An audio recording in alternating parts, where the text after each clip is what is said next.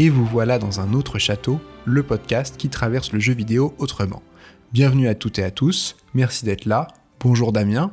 Eh bien bonjour mon cher Rémi et surtout bonjour à toutes et à tous. Je suis tellement heureux d'enregistrer cette émission, ça fait 2-3 mois qu'on doit le faire et on peut pas avec les galères sanitaires et le Covid. Donc là on était comme 2 morceaux de tofu dans un bouillon, totalement impatients. Donc voilà, la joie elle est au rendez-vous, à tel point que j'ai envie d'effectuer un dab comme si on était en 2016. Et toi de ton côté Rémi, t'es dans quel état émotionnel là ? Ah moi j'ai peur, là je t'avoue que on est parti pour le premier épisode de notre premier podcast, donc là j'ai grave les miquettes. Non, sérieusement, c'est un peu déroutant, je vais prendre le temps de trouver mes repères, mais vraiment, je suis très heureux d'être là avec vous. Et tandis que tu décides d'effectuer ce dab sous mes yeux, incroyable, très beau dab. Alors au risque de me répéter, ici, c'est dans un autre château, le podcast qui traverse le jeu vidéo autrement, mais ça, Damien, ça veut dire quoi en fait ? Bah alors, c'est très très simple. Ça signifie qu'à chaque émission, on va explorer une thématique un peu générale autour du jeu vidéo, et puis dans un second temps, on ira visiter ensemble et plus en profondeur un jeu qui illustre cette thématique. Ok, donc ça c'est l'idée en 2 mots. Alors on va quand même se présenter rapidement. Tous les deux, Damien, on parle jeux vidéo depuis un bail, depuis à peu près la moitié de notre vie, puisqu'on se connaît depuis ce temps-là. Et si on est là aujourd'hui, c'est grâce à ce long fil de commentaires, de débats et d'analyses sur le jeu vidéo qui est resté ininterrompu depuis des décennies. Ce long fil, il a commencé il y a bien longtemps, sur ICQ à l'époque, pour revenir un peu en arrière, donc pour les plus connoisseuses et les plus connoisseurs d'entre vous, ICQ, ensuite c'est passé par MSN, par Messenger, par AIM, je sais pas si tu l'avais celui-là, le AOL Instant Messenger. Ah bah évidemment, mais c'est des sons inoubliables, le xylophone ou le petit marimba là, en arpège descendant ou montant là, qui fait genre tududou. Et les whiz, etc. Enfin, c'est des traumatismes d'adolescence, quoi. C'est vrai, ça réveille de vieux souvenirs. Donc il y avait ce long fil de discussion qu'on a gardé pour nous tout ce temps. Et puis de temps en temps, quand même, dans nos discussions, revenait l'idée, et tiens, si on en faisait quelque chose. Et puis tiens, en fait, ce moment est venu, et on a imaginé cette émission dans un autre château. Alors aujourd'hui, on va doucement poser les fondations avec vous, on va expliquer ce qu'on vous propose tout au long de cet épisode. Bon, pour autant, on va pas non plus faire les vieux blasés qui déballent toutes leurs archives depuis 20 ans, qui vous racontent leur histoire du jeu vidéo en ressortant tous les logs. Alors, c'est pas non plus l'idée. Je me permets d'intervenir parce que là, je peux pas te garantir ça. Tu sais que personnellement, j'ai l'anecdote un petit peu facile. On est obligé. On est le podcast qui traverse le jeu vidéo différemment et ça sous-entend que des jeux vidéo, on en a traversé beaucoup. Donc le lien avec le passé sera obligatoire. Cependant, je pense qu'on va essayer d'éviter l'écueil qu'on appelle un petit peu entre nous l'écueil du vieux con, quoi, le vieux conisme. C'est un peu l'échec dans ta vie de joueur, c'est quand t'as plus foi en rien et que tu invoques constamment la nostalgie pour te balancer des « c'était mieux avant », quoi. Donc on va essayer d'éviter ce blocage dans l'espace-temps au maximum. Voilà, et en même temps, on reconnaît qu'il est un peu en nous, on va le mettre de côté, on le libérera de temps en temps, voilà, parce qu'il a aussi contribué à construire notre identité de joueur.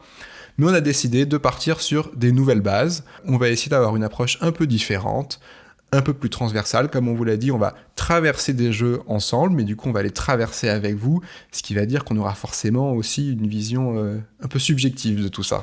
Oui, alors ça me fait aussi rigoler le subjectif, parce que c'est vrai que on se nourrit quand même pas mal de vidéos YouTube, etc., et d'autres podcasts, et les gens passent beaucoup de temps à justifier le fait qu'ils sont subjectifs. Mais c'est une évidence, en fait. Et c'est dur de le répéter à chaque fois. La subjectivité, c'est ce qui fait justement la beauté du média. On veut pas parler à des robots, on veut parler à des gens qui ont certains goûts, qui ont du vécu, des gens avec lesquels on est en désaccord ou en accord. Et c'est ça qui rend le débat intéressant, quand c'est bien fait, évidemment. Mais en même temps, si on sent le besoin de se justifier, c'est aussi parce qu'Internet est un champ de mine à ce niveau-là. Donc voilà, on se protège un peu. Oui, c'est clair, ça fait un petit peu peur, mais après, voilà, je pense que quand on échange avec des gens intelligents, ils sont capables de faire des commentaires constructifs. D'ailleurs, à ce propos, évidemment, n'hésitez pas, si on a fait cette émission, c'est pour être vraiment dans l'échange, s'enrichir mutuellement, parce que nous, on n'est pas des gourous, on n'est pas des professeurs, on n'est pas des universitaires, on n'est pas des journalistes, on est juste 2 grands passionnés qui se sont rencontrés un jour en cours d'espagnol et ça a matché. C'est vrai, en cours d'espagnol. Alors attention, tu remontes quand même un peu loin, là. On vient de dire qu'on partait pas en mode Père Castor qui parlait des souvenirs d'il y a 20 ans, et je tombe tout de suite dedans. On était au début des années 2000, au lieu de bosser, souvent on débattait sur le scénar de Metal Gear Solid 2, on squattait vraiment les forums à l'époque. C'était aussi une époque où on terminait des RPG de 50 heures en un week-end. Je me rappelle aussi, on buvait des Red Bull importés de Belgique. À l'époque, c'était interdit en France. On était d'énormes rebelles, quoi, vraiment dans l'illégalité la plus totale. Rébellion et puis voilà, on allait au concert de Korn, on écoutait du néo-metal. Et le truc assez fun dans tout ça, c'est qu'en parallèle, on jouait à Pokémon, mais sans le dire à personne. Évidemment, j'avoue que tout ça est vrai, mais en même temps, le poker rap, c'était pas évident à assumer quand on est adolescent. Articodin, non. Mais non, tout ça, ça permet quand même un peu de nous situer et de vous faire comprendre depuis où on parle, depuis notre petit point de vue à nous. Alors, on prétend vraiment pas dresser un portrait exhaustif et objectif des choses. Notre portrait de joueur à nous, pour la faire courte, on est plutôt joueur console, plutôt à dominante japonaise, on va dire, mais pas exclusivement. On reste assez ouvert, ou du moins on essaye, et vraiment, ça, c'est des tendances. Et pour finir d'expliquer qui on est et d'où on vous parle, dans la vraie vie, nous deux, IRL comme on dit, on est tous les deux graphistes et développeurs. Donc on va pas rentrer dans les détails, mais c'est juste pour dire qu'on a une certaine approche de l'aspect visuel déjà. On peut être assez pointilleux sur la direction artistique d'un jeu par exemple, ou du moins très tranché.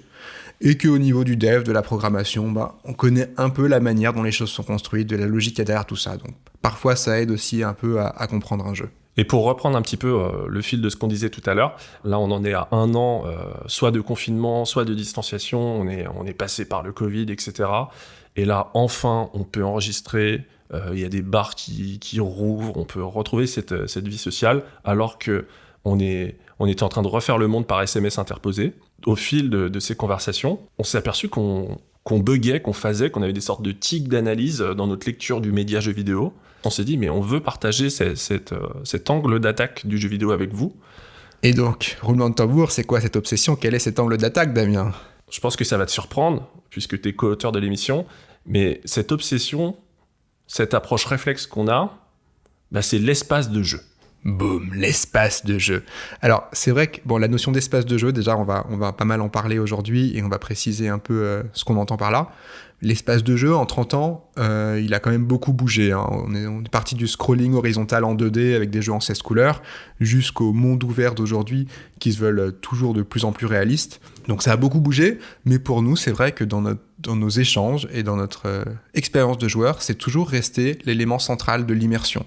En tant que joueur, on prend souvent pour acquis l'espace de jeu. On dit, voilà, c'est un jeu de tel genre, de tel type, il est sorti à telle époque, donc il a telle forme, ça nous paraît logique. Pourtant, ça, on pourrait se permettre de le questionner. Bah oui, absolument. Cette manière un petit peu de segmenter le jeu vidéo, elle est très journalistique, voire un petit peu marketing, et aussi la preuve de gens qui ont traversé des époques. Il y a eu la grande mode des jeux de plateforme, la grande mode des FPS, la grande mode des TPS, ce genre de choses. Donc c'est tout à fait logique d'avoir ce réflexe via les formes d'espace que nous proposent les développeurs. Alors évidemment, le jeu vidéo, il a muté énormément. Il y a des studios qui sont de plus en plus audacieux, il y a des codes qui sont brisés, il y a des types de jeux qui sont fusionnés, mais force est de constater qu'on a rarement vu un jeu de rythme en monde ouvert ou un shoot 'em up narratif, par exemple. Oui, c'est vrai. Et, ceci dit, aujourd'hui, on peut quand même remercier le jeu indépendant qui a pas mal décloisonné tout ça et toutes ces structures-là ces dernières années. Mais du coup, l'évidence pour nous, en tout cas en tant que joueurs, ça a toujours été que l'espace du jeu, il est déterminant dans le plaisir qu'on prend à parcourir le jeu, dans sa capacité à nous toucher et dans sa capacité à nous devenir familiers, à créer un attachement avec le monde à l'intérieur du jeu. Donc en résumé, Dans un autre château, c'est le podcast qui appréhende et explore différemment les jeux. Notre point d'entrée thématique pour chaque émission, ce n'est pas le genre du jeu, ni son époque, ni le studio qui l'a développé. Notre point d'entrée, c'est le type d'espace qu'il propose. Donc à chaque émission, on va pouvoir comparer, rapprocher ou opposer des jeux qui ont fait des choix d'espace a priori proches, mais à des fins parfois très différentes. Alors ça, du coup, c'est un peu abstrait, mais en réalité, on a déjà pas mal d'idées. Je sais pas, est-ce qu'on tease un peu ? Bah écoute, je suis plus assez près étant donné que je viens d'effectuer un dab. Je pense que la bonne humeur est au rendez-vous et que je vais pouvoir te dévoiler 2-3 trucs. Par exemple, je sais qu'on a prévu de parler d'un type d'espace qui est très mal aimé, qui est souvent insulté, traité de couloir dirigiste. C'est évidemment les mondes dits linéaires. Ouais, donc les jeux en ligne droite, quoi. Voilà, du Uncharted, etc. Et puis on a prévu aussi de parler d'un type d'espace de jeu qui est un peu un de nos chouchous. Les jeux en huis clos, comme par exemple le premier Resident Evil. Ouais, je vois, les espaces du coup plus fermés. Voilà, donc bon, je spoilerai pas davantage, mais en tout cas, de l'espace, vous allez en manger. Et en fait, pour cet épisode inaugural, surprise, on ne va pas parler d'un type d'espace en particulier, mais du sujet qui est un petit peu le préalable à toute expérience ludique. C'est le moment où on pénètre un espace de jeu vidéo. Alors maintenant que vous êtes installé dans notre autre château, on va pouvoir continuer à déplier le programme. Donc comme tu l'as dit, aujourd'hui, on va commencer par la base en parlant du phénomène d'immersion dans l'espace de jeu. Voilà, et puis dans un second temps, on va vous exposer une petite grille de lecture qu'on a imaginée pour analyser les jeux. Donc c'est une grille qui est évidemment un prolongement de cette idée d'espace et qui va nous servir à connecter les ingrédients d'un jeu qui provoque chez nous des émotions. Alors, on s'est rendu compte en préparant l'émission que ça peut assez vite être un casse-tête de se placer par rapport à un public. On n'a pas tous joué au même jeu, on joue pas tous de la même manière, et voilà, des fois c'était compliqué de parler d'un jeu, il y a évidemment toujours un peu la peur du spoil. Donc l'idée pour nous derrière cette grille, ça va être de désamorcer tout ça et d'être sûr qu'on arrive assez rapidement à vous transmettre l'expérience d'un jeu pour ensuite s'en servir comme tremplin pour nous déplier toute une exploration du jeu. Donc aujourd'hui, on va vous présenter en détail cette grille, on va l'illustrer avec des exemples. Alors d'ailleurs, on s'est imposé le défi en termes de premier exemple, de choisir un jeu qu'on n'apprécie pas forcément, mais qui remplissait bien les cases de la grille, c'est Final Fantasy XV. Et ensuite, ça nous permettra du coup, à chaque fois qu'on aborde un jeu, on utilisera cette grille. Très rapidement, ça nous permettra de donner une image précise du jeu, on va dire en une dizaine de minutes, peut-être quinzaine. Oui, voilà, 10 minutes chrono, c'est le maximum. Alors la grille, on le verra, elle est un petit peu à durée variable en fonction de ce que vous voulez faire. On peut faire des émissions entières sur une grille comme on peut l'expédier en 2 secondes, pour juste donner un exemple. Mais en effet, c'est un petit peu notre réponse à la nécessité d'avoir un minimum d'objectivité avant d'ouvrir les vannes à 100% de la subjectivité, quoi. Exactement, et de faire ensemble un petit tour d'horizon comme ça. Donc ça vous permettra de nous suivre, que vous connaissiez le jeu dont on parle ou pas, que vous l'ayez fait ou pas. Et même, on l'espère, que ça vous permettra de nous suivre si vous n'êtes pas forcément spécialiste du jeu vidéo. Voilà, et d'une manière générale, vous pouvez avancer confiantes et confiants, puisqu'on va éviter au maximum les spoils. Parfois, on va peut-être dévoiler quelques mécaniques, mais en tout cas, au niveau du scénario, ce genre de choses, on va faire le maximum pour contourner les spoils, parce qu'en fait, pour nos analyses de ressenti, on n'en a pas toujours besoin. Donc, tant qu'on peut éviter, on le fera. Et aujourd'hui, enfin, une fois qu'on vous aura parlé de ces grilles, on va l'appliquer à un jeu qui, pour nous, symbolise assez bien le concept d'entrer dans un espace ludique inconnu, de cette immersion, donc. Ouais, je pense que tu parles d'un jeu complètement surcoté, avec un gros cheval et des géants qu'il faut abattre froidement, quoi. Tout à fait. Bon, évidemment, un jeu troll, on parlera de Shadow of the Colossus. C'est un jeu monument qui nous a profondément marqué. Alors, comme je le disais en début d'émission, on voulait enregistrer ce podcast il y a 2 mois, voire 3 mois. Qu'est-ce qui se passe, en fait, quand on laisse un tel délai entre l'enregistrement ? On continue à cogiter, on continue à amonceler les informations et à développer le format. Et je pense que vous l'avez vu à la durée du programme.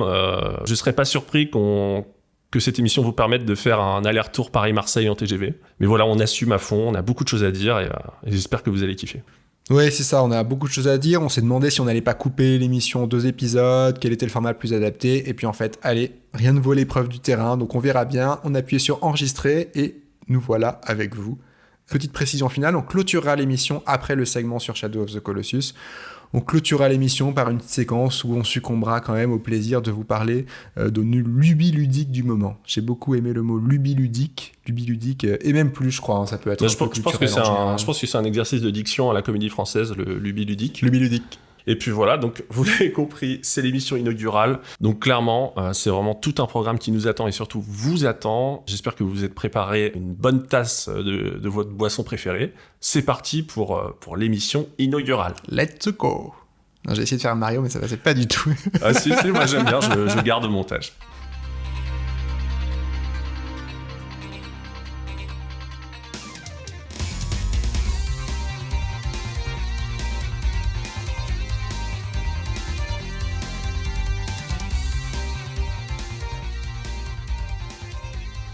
Alors vous nous faites l'honneur de nous permettre d'envahir le temps d'une émission votre espace auditif.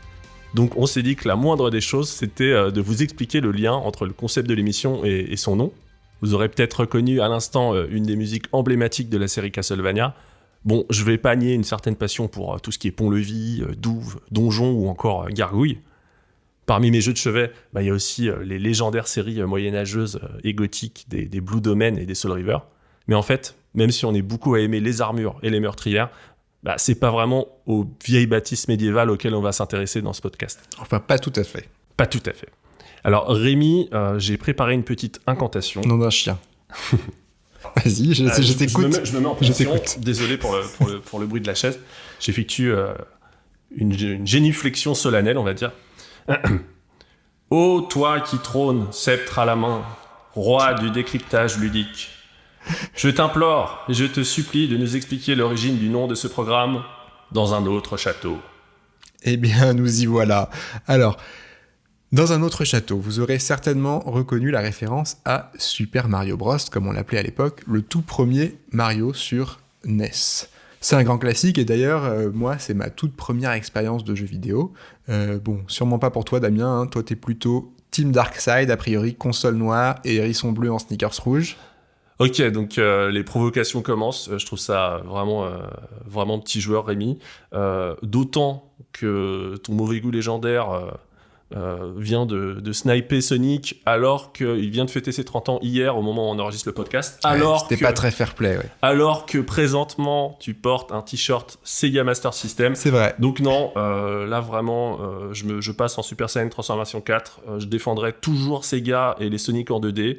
C'est vraiment moche ce que tu fais, voilà.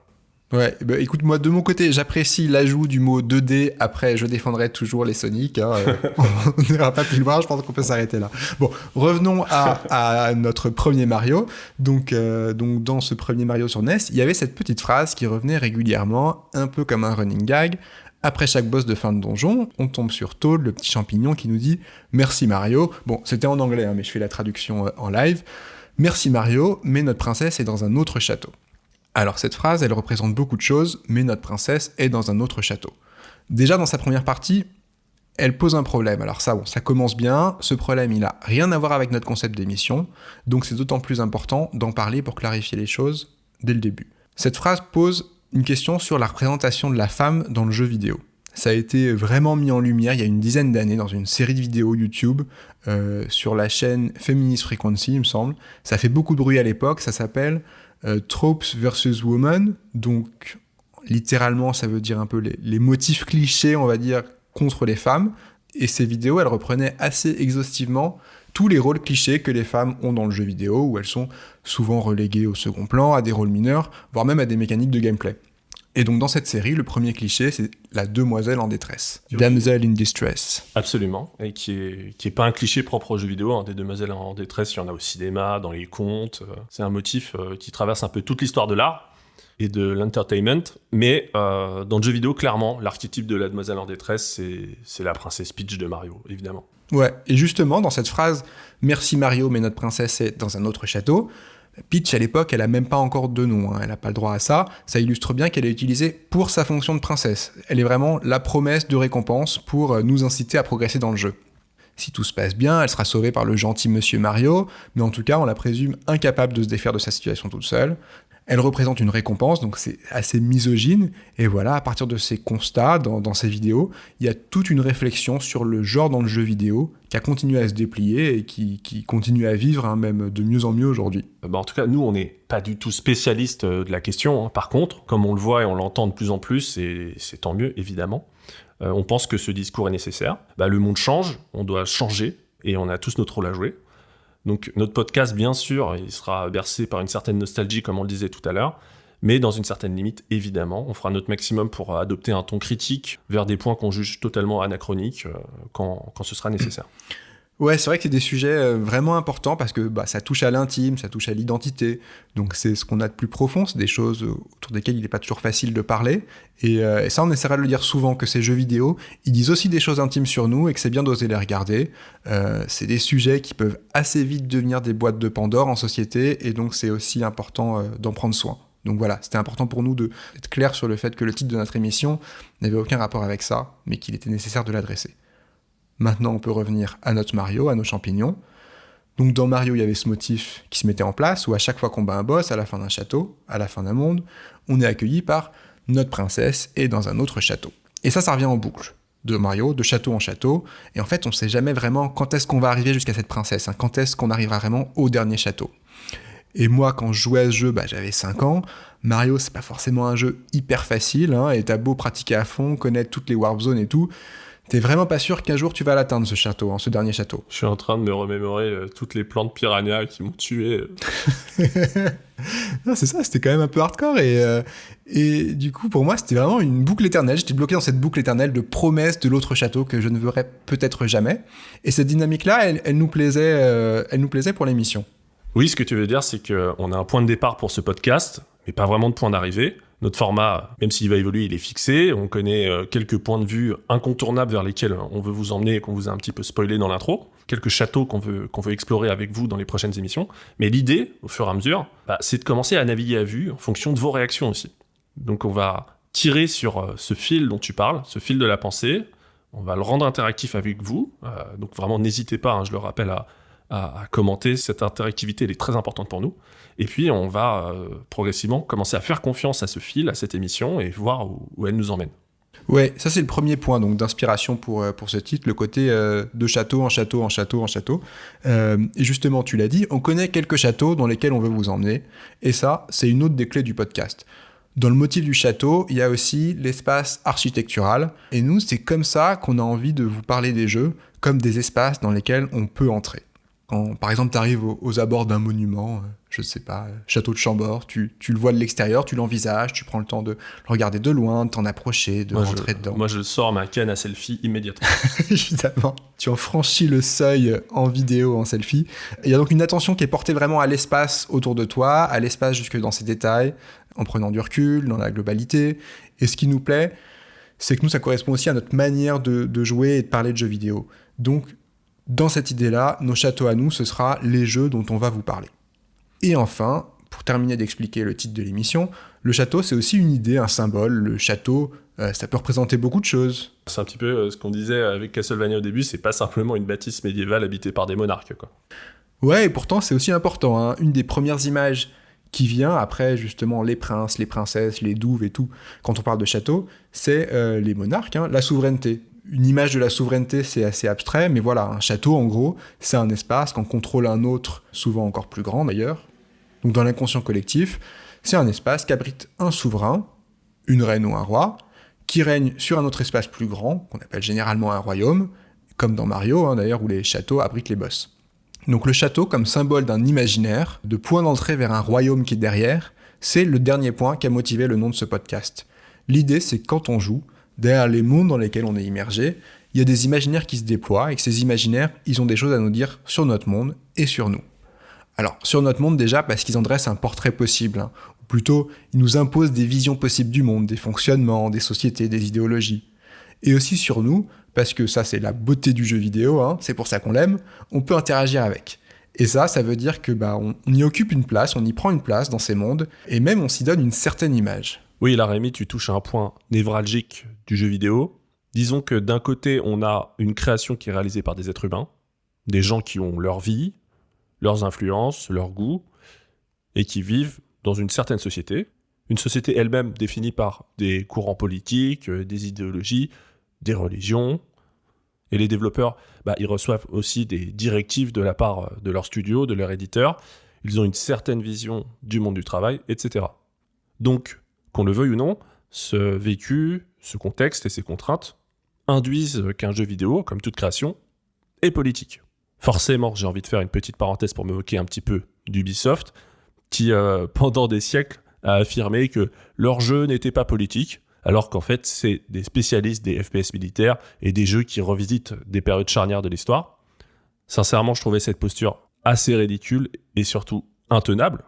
On avait l'impression qu'Ubisoft voulait un petit peu nous conditionner, nous crier « Non, ne réfléchissez pas, vous n'êtes que des consommateurs, le jeu vidéo n'est qu'un divertissement. » Donc c'est clairement une idée que je partage pas du tout. Oui, c'est vrai, je pense que c'est une manière après d'aplatir, c'est une forme de communication, quoi.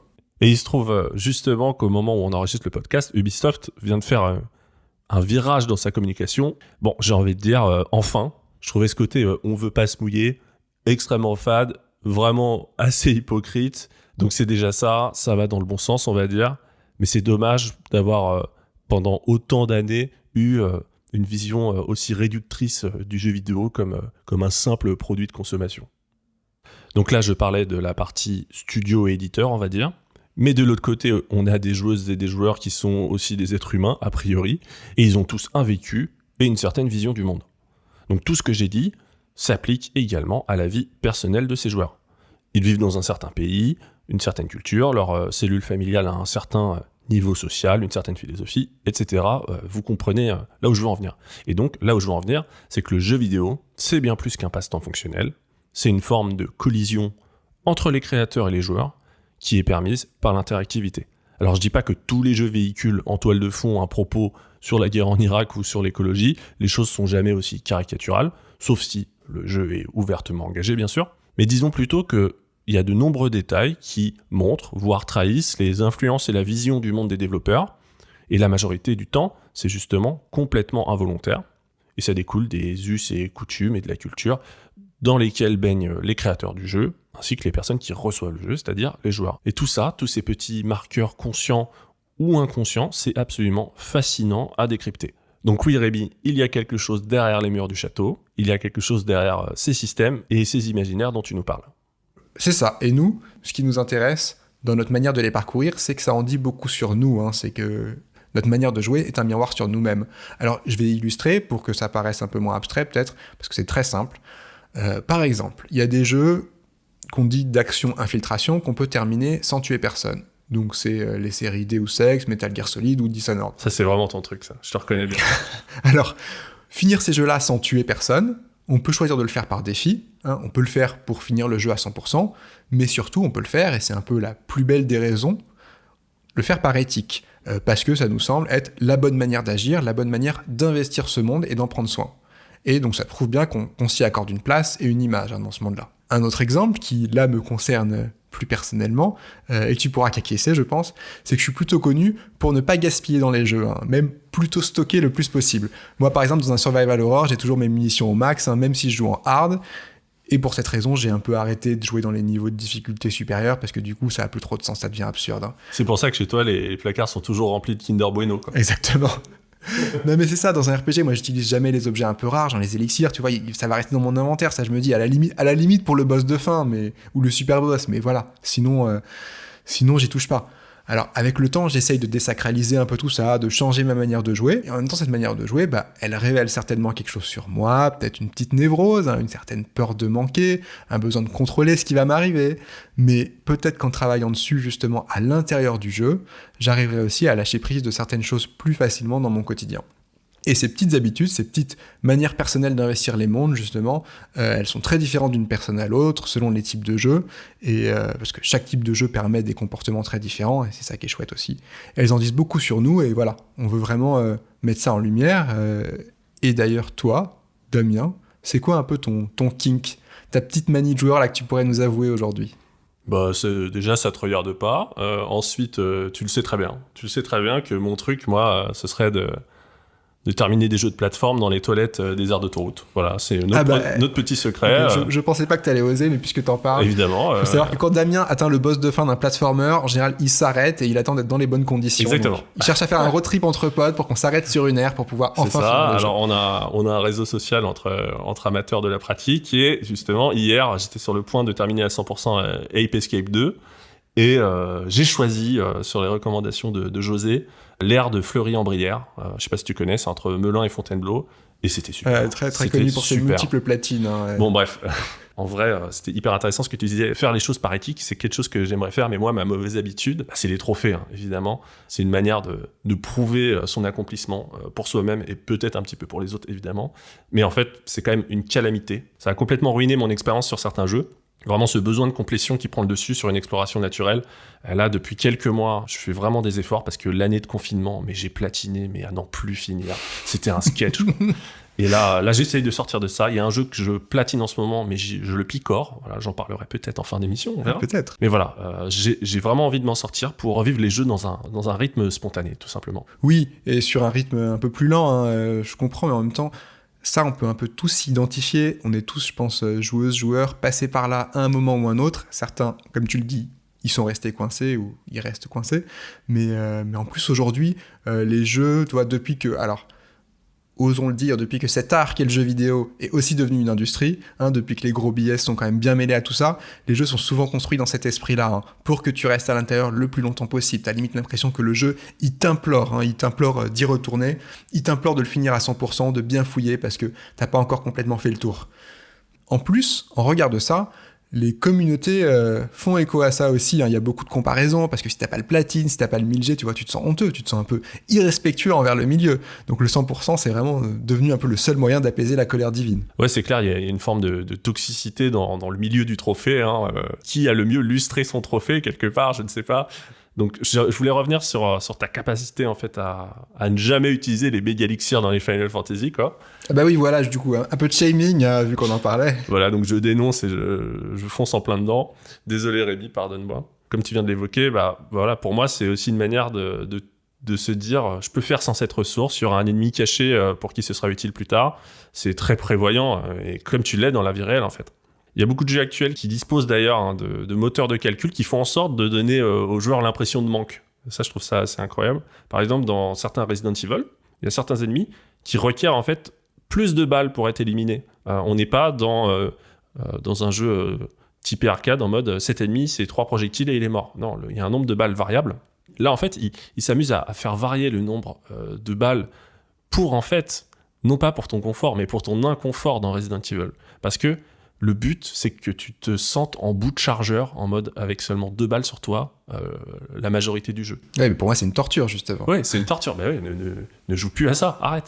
Donc, ta petite manie d'optimisation des objets et des quantités, c'est pas mal hérité des jeux que je dirais finis en termes de mécanique, des mécaniques très déterministes, avec un comptage précis et un gameplay très mathématique. Pour en revenir sur les vieux cons, à toi de voir si c'était mieux avant ou si tu aimes les petites innovations actuelles, quoi. Ah bah oui, c'est clair qu'après, moi je suis de l'école où j'ai besoin de placer mes repères dans les jeux. Donc t'as un système de jeu, tu le comprends, tu places tes repères et tu joues avec. Si après le système de jeu se met à jouer avec toi, c'est un niveau au-dessus. En même temps, c'est hyper intéressant, donc je n'irai pas jusqu'à dire que c'était forcément mieux avant. Mais donc, comme vous le voyez, tout ça, ça nous ramène un peu dans nos mondes à nous, dans nos intimités. Et on l'a évoqué tout à l'heure, ce grand écart-là du très macro au très intime, c'est important pour nous de lui donner une place dans le discours, pour dépasser un peu ce décryptage systématique de mécanique de jeu et du j'aime pas. C'est le côté, nous, on prend du recul, on va essayer de regarder les jeux de loin, mais on va aussi aller prêter attention aux petits détails, aux intérieurs, donc de tous ces jeux, ces châteaux, comme nous on les appelle, qui forment souvent des expériences tellement totales qui nous projettent complètement dans d'autres mondes, et ce sont eux justement les mondes autres dont on va parler aujourd'hui.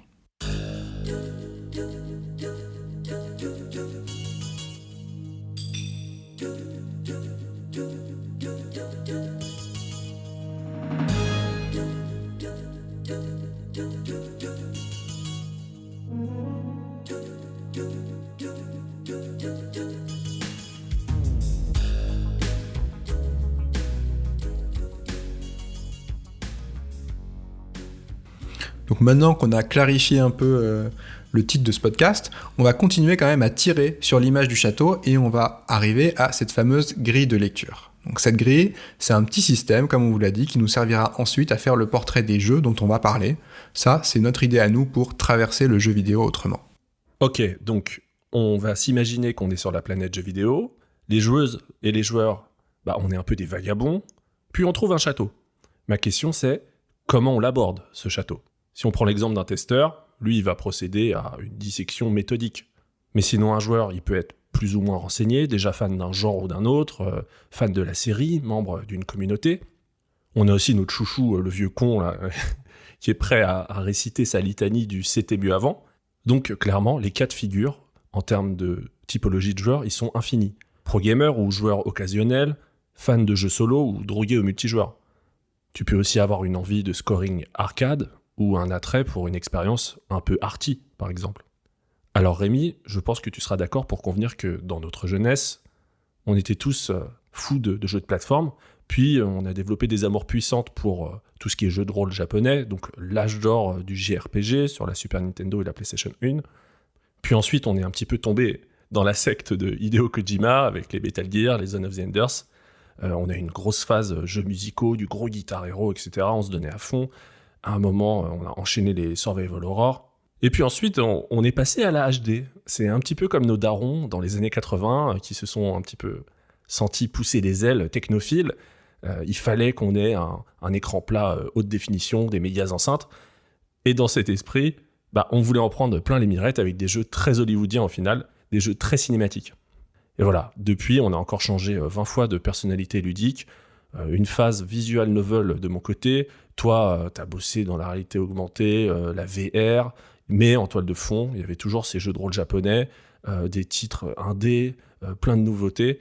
Donc bref, j'arrête de faire mon père Castor. Ce qu'il faut retenir de tous les exemples que je suis en train de donner, c'est que l'approche d'un jeu, elle est hyper variée, déjà en fonction des jeux, mais aussi des joueurs, des modes, des envies du moment. Par exemple, en ce moment, c'est assez dur pour nous de comprendre comment un joueur de free-to-play il aborde un jeu, par exemple, tellement c'est un modèle économique qui est aux antipodes de nos habitudes. Disons que le média, il a clairement atteint une forme de maturité. On est quand même à des années-lumière de l'époque de Pong. Là, désormais, mais il y a pléthore de choix. Les jeux, ils sont capables de s'autociter, de se réinventer. Ils vont se muer en des chimères ludiques. Ils peuvent même jouer avec leur support. Ils peuvent sortir de la simple console. Il y a le téléphone, etc., les smartphones. Maintenant, les jeux peuvent célébrer, revisiter leurs classiques. Ils peuvent mélanger les genres qui sont convoqués. Donc, les possibilités sont infinies. J'en reviens donc à ma question initiale. Avec cette infinité de possibilités, cette infinité de paramètres, comment aborde-t-on un jeu ? Y a-t-il un moyen pour décrire de manière universelle l'approche d'un espace de jeu ? Alors c'est vrai que ça peut paraître très vaste comme sujet. Quand on parle d'espace de jeu, de quoi on parle réellement ? Alors, j'ai essayé d'hiérarchiser ces différents espaces en allant du plus large au plus petit, donc toujours on va du macro au micro. Et j'ai retenu, pour l'instant, 3 niveaux de zoom pour explorer cette question de l'espace dans le jeu vidéo.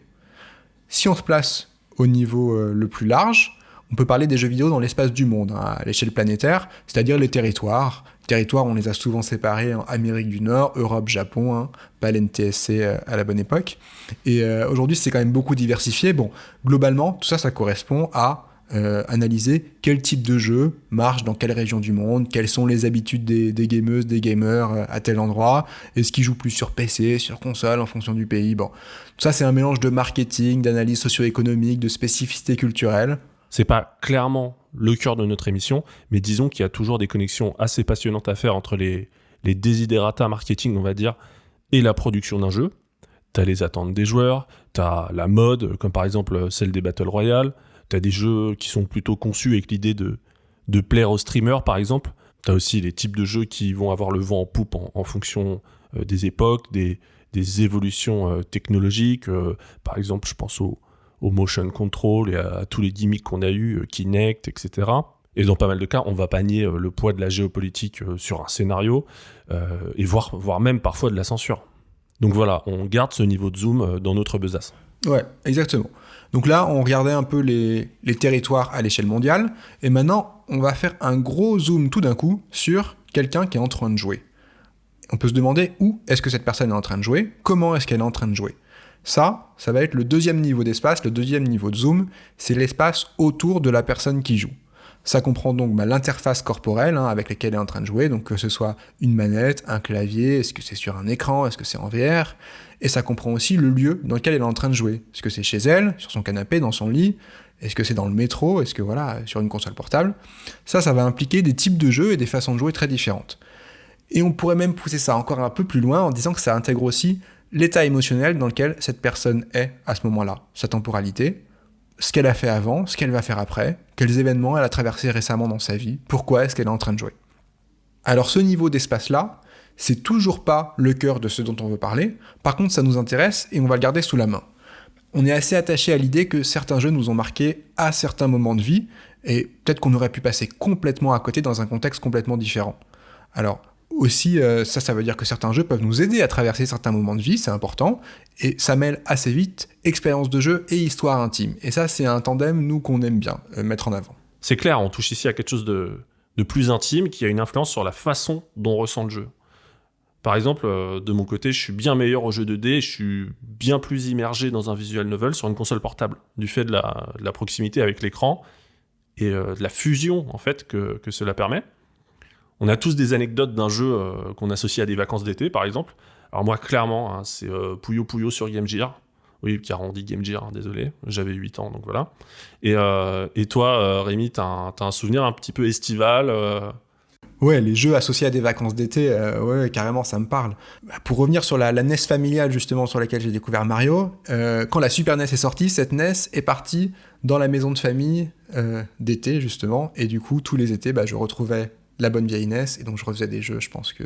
DuckTales 2, je pense, c'était mon préféré. DuckTales 2 est sûrement le jeu que j'ai le plus fait chaque été sur la NES. Je pensais que c'était Zelda, parce qu'un jour, tu m'as quasiment fait un speedrun de Zelda, j'ai vraiment halluciné. Ah non, Zelda, je l'ai eu super tard. Ah d'accord, eh ben écoute, on en apprend tous bien plus sur toi. Ce n'est pas ce que vous croyez. Restez jusqu'au bout, ce n'est pas ce que vous croyez. La fin va vous surprendre. Et toujours dans notre métaphore de joueurs qui partent explorer un château, je dirais que ces 2 premiers niveaux de zoom, à savoir le contexte dans lequel le jeu est sorti et le contexte dans lequel on l'a découvert, ça représente le repérage, la préparation de notre mission d'exploration. Ces 2 niveaux de zoom, clairement, on les garde en tête pour notre grille de lecture. Ils feront office d'introduction, histoire de contextualiser un peu. Tout à fait. Et là, on va pouvoir rentrer dans le dernier niveau de zoom, qui correspond aussi à l'entrée dans le premier vrai champ de notre grille de lecture. C'est le niveau de zoom qui va nous permettre d'entrer à l'intérieur du jeu. Donc, je mets le disque dans la console, on est un peu à l'ancienne, je mets la cartouche dans la console, je l'allume, il y a une musique qui joue, une série d'images fixes, et boum, où est-ce que je suis ? Là, c'est le moment où la magie opère, quoi. Le générique de la PlayStation 1, évidemment.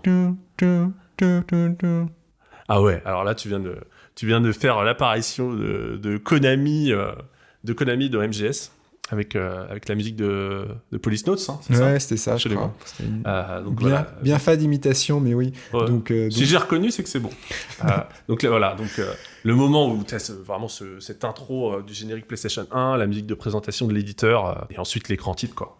Voilà, et ces petits jingles, comme vous le voyez, ils suffisent à nous immerger, en fait. Et du coup, où est-ce que je suis quand je suis à l'intérieur du jeu ? Alors, il y a une partie de moi qui est toujours là, dans le monde physique, évidemment. Je suis juste en train de jouer. Donc, à tout moment, je peux me lever, je peux aller aux toilettes ou me faire un snack.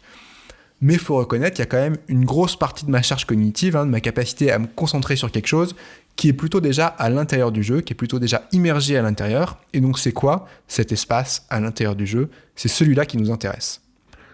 Ce que tu viens de décrire, c'est l'incursion dans un autre monde. Cette incursion, elle est d'ailleurs universelle, en fait, à plusieurs niveaux, je dirais. Déjà, premier niveau, je pense que tout être humain est capable de vivre cette fameuse déconnexion et cette plongée dans l'ailleurs.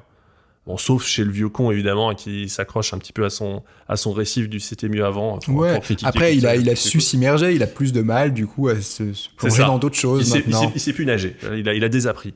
Donc, le premier élément universel, c'était cette capacité de déconnexion. L'autre élément universel que j'ai noté, ça concerne le type de jeu. En fait, peu importe le genre de jeu dont il s'agit, peu importe notre expertise dans le domaine du jeu vidéo, ce qui prime, c'est qu'une expérience s'amorce et qu'elle s'accompagne d'une déconnexion, justement. Et parfois même d'un vertige. Donc universel par rapport au type de jeu. Universel ensuite aussi sur le support et le format utilisé. L'immersion, elle n'est pas propre au jeu vidéo. Elle est commune à de nombreuses formes d'art, de médias, de divertissement. Par exemple, une maison hantée à la Foire du Trône, c'est une forme d'immersion, clairement. C'est vrai, on te fait croire à un ailleurs. Cette plongée dans un univers, c'est d'ailleurs une image caractéristique dans diverses formes de récits. On peut citer Néo qui entre dans la Matrice, Bastien dans l'Histoire sans fin qui pénètre avec le spectateur dans le livre, ou encore toute la grande mode des mangas et animés de type isekai, où on va suivre souvent un adolescent ou un jeune adulte qui se retrouve catapulté dans un univers virtuel. Univers qui est d'ailleurs toujours diamétralement opposé à son quotidien souvent quelconque. Univers qui est d'ailleurs souvent peuplé de beaucoup de filles qui sont à genoux devant sa beauté, alors que c'est un étudiant lambda de base, mais peu importe, c'est un autre débat. Évidemment, merci le Japon. Mais d'ailleurs, justement, le genre des isekai, je l'avais découvert, je pense, avec Dot Hack sur PS2 à l'époque, et du coup, pour moi, à l'origine, c'est presque plutôt une mise en abîme de l'immersion dans le jeu vidéo, parce qu'on joue un personnage qui est lui-même immergé dans un univers. C'est vrai que j'ai cité Matrix, l'Histoire sans fin, mais par exemple, si tu prends le Magicien d'Oz ou Alice au Pays des Merveilles, c'est encore des formes d'isekai, quoi. Donc la conclusion de ce podcast, je pense qu'on va s'arrêter là, c'est que les Japonais, ils ont tout inventé, quoi. Évidemment. Non, évidemment. Enfin, ce que ça veut dire, c'est que c'est une mécanique de récit qui existait déjà bien avant que ce soit que l'univers du manga et de l'animé ne se le réapproprie. Mais d'ailleurs, dans les classiques, puisque tu cites le Magicien d'Oz et Alice, moi, il y en a un qui m'a pas mal marqué quand j'étais enfant et dont je vais vous parler un peu. C'est le monde de Narnia. En gros, dans le monde de Narnia, l'histoire, c'est un groupe d'enfants qui, en se perdant dans les chambres d'un vieux manoir, découvrent que le fond d'une armoire, dans ce manoir, mène vers un autre monde qui s'appelle Narnia. Narnia, c'est une terre magique, peuplée de faune, de sorcières et d'animaux qui parlent. Donc il y a vraiment ce rituel dans Narnia de rentrer dans l'armoire pour passer d'un monde à l'autre. On rentre dans l'armoire pour amorcer le voyage vers l'autre monde. Et c'est très concret, ça. Quand j'étais petit, j'avais du coup hyper peur de me cacher dans une armoire parce que j'avais peur de me retrouver dans un autre monde. Et quand on joue, il y a un rituel un peu comparable qui amorce l'immersion. C'est quand tu allumes la console, ton PC, tu attends l'écran titre et tu te prépares tranquillement, tu te mets en condition pour débarquer dans l'autre monde. Et puis, pour continuer sur Narnia, cet autre monde, il a un espace et il a des règles. Il a une géopolitique, d'ailleurs, avec laquelle, je crois, les enfants vont interagir après. Ils vont devenir prince, princesse, roi et reine, je sais plus trop. Mais dans un jeu, c'est un peu pareil. Les développeurs ont choisi de proposer une certaine forme d'espace qu'on peut parcourir et qui répond à certaines règles de gameplay. Et c'est ça l'espace qui va nous intéresser, nous, c'est celui avec lequel le joueur est amené à interagir. C'est le premier champ de notre grille de lecture et c'est celui qu'on va appeler le château. Oh, le château, c'est vraiment une surprise. Pour nous, parler du château d'un jeu, ça revient à se demander quelles règles, dans quel espace. Donc on séparera toujours ce château en deux catégories, l'espace de jeu d'un côté et les mécaniques de jeu de l'autre. Par cette entrée-là, on veut s'attarder sur la manière dont est construit ce château virtuel dans lequel on nous propose de jouer. Quel espace, donc quelle est sa forme, sa géographie, et avec quelle mécanique, comment les concepteurs nous invitent à le parcourir. Là, tu t'interroges sur comment les concepteurs nous invitent à parcourir le château. Ça me fait immédiatement penser à un des fondamentaux qui revient le plus souvent en game design quand on conçoit un jeu. C'est un petit peu la règle des 3 C, caméra, caractère et contrôle. Donc, le placement de la caméra, les actions réalisables par le personnage et la façon dont on utilise son contrôleur pour jouer. Donc ça, typiquement, c'est quelque chose qu'on inclut dans la partie mécanique du château. Ouais, et ce qui nous intéresse dans ce duo espace et mécanique, c'est comment ils construisent un système de jeu et une immersion. Est-ce qu'il y a un monde derrière auquel on veut nous faire croire ? Et dans ce cas, est-ce que ce monde, il me paraît vraisemblable ? Quand je joue, quel est mon rapport à ce monde et quels moyens sont mis à ma disposition pour le parcourir ? Et puisqu'on parle de la forme de l'espace, le château, pour nous, ça comprend aussi la forme esthétique du jeu, donc la direction artistique, visuelle et sonore. Ça veut dire les graphismes et l'habillage visuel d'un côté, et la musique et le sound design de l'autre, parce que ça correspond aussi à une forme qui est gravée dans l'expérience du jeu, que les concepteurs y mettent à notre disposition pour nous émerger. Et d'ailleurs, ça fonctionne plus ou moins bien selon les cas et selon notre sensibilité, les goûts et les couleurs, comme on dit. Alors là, dans tout ce qu'on vous raconte, on a usé beaucoup de comparaisons à des univers fantastiques, plutôt fantasy. Vous pourriez nous dire, oui, mais ça correspond qu'à une toute petite partie des univers de jeux vidéo. Oui, mais ça correspond qu'à une toute petite partie des univers de jeux vidéo. Tout à fait, Damien. Alors, qu'est-ce qu'on fait des jeux dans ce cas-là avec des espaces très restreints, comme les jeux de baston, ou même des espaces plus abstraits, comme les puzzle games, les jeux de rythme ? Pour nous, ce sont aussi des types de châteaux, parce que c'est des types d'espaces, et même si ça se limite à des menus entre des écrans de jeu qui sont peut-être toujours les mêmes, comme par exemple dans une aventure textuelle, ça reste une navigation dans un espace défini et avec des règles définies. Après, nous, on ne cache pas qu'on va avoir tendance à plus se nourrir d'expériences solo, avec souvent plus ou moins une dimension narrative, parce que c'est ce qu'on connaît le plus, mais vraiment la boîte à outils qu'on est en train de mettre en place, elle est déclinable pour tous les types de jeux. Et d'ailleurs, puisque je parle de boîte à outils, je crois que pour toi, Damien, c'est une image qui t'est assez chère, ou du moins qui représente quelque chose pour toi, cet espace de jeu, ce château. C'est avant tout une boîte à outils en un sens ? Alors, c'est un petit peu variable, on va dire. Disons que quand mon esprit, il se met en mode plutôt testeur de jeux vidéo, comme toi, je pense, j'ai tendance à un peu tout suranalyser, à me mettre dans la peau des game designers. Et sincèrement, quand t'as été élevé avec des magazines genre Player One, Joypad, Console Plus, je pense que c'est une déformation qui est normale. Le truc, c'est qu'en choisissant cet axe, tu vas forcément teinter ton analyse d'un aspect plutôt guide d'achat, tu vas établir des comparaisons avec d'autres productions de l'industrie. C'est un parti pris qui est totalement légitime, mais il est parfois quand même un petit peu réducteur. Ouais, tu veux dire que tu segmentes un peu les différents critères, quoi. Voilà, ce jeu-là, il est plus beau que celui-là il est plus maniable, les catégories un peu classiques des tests de jeu. C'est ça, c'est le fait d'adopter une grille conçue un peu par des professionnels, une norme, va t'écarter d'une autre vision du jeu vidéo parfois. Ouais, bien sûr. Sachant que comme en musique, le fait de catégoriser et comparer, c'est hyper important dans une industrie, donc il ne faut jamais le retirer. Mais il faut réussir à prendre parfois le point de vue un petit peu inverse pour se challenger et découvrir d'autres choses. Et c'est pour ça que je dis que c'est un petit peu réducteur, parce qu'un jour, tu vas tomber sur un jeu qui est pas forcément bien noté, mais qui va vraiment te mettre une claque visuelle, qui va te sidérer par sa beauté artistique. Et un autre jour, tu vas peut-être avoir ton petit jeu à toi, un jeu qui te touche uniquement par sa bande-son, son écriture, son scénar, une feature de gameplay que t'adores, qui marche que sur toi.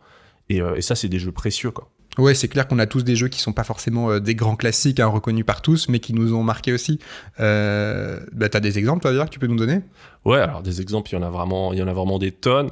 Je dirais un jeu, là, un petit jeu 5 sur 10, on va dire. Je pense tout de suite à Metal Gear Acid. Tu sais, c'était la version de Metal Gear Solid qui se jouait avec un deck façon jeu de cartes, en mode jeu de stratégie.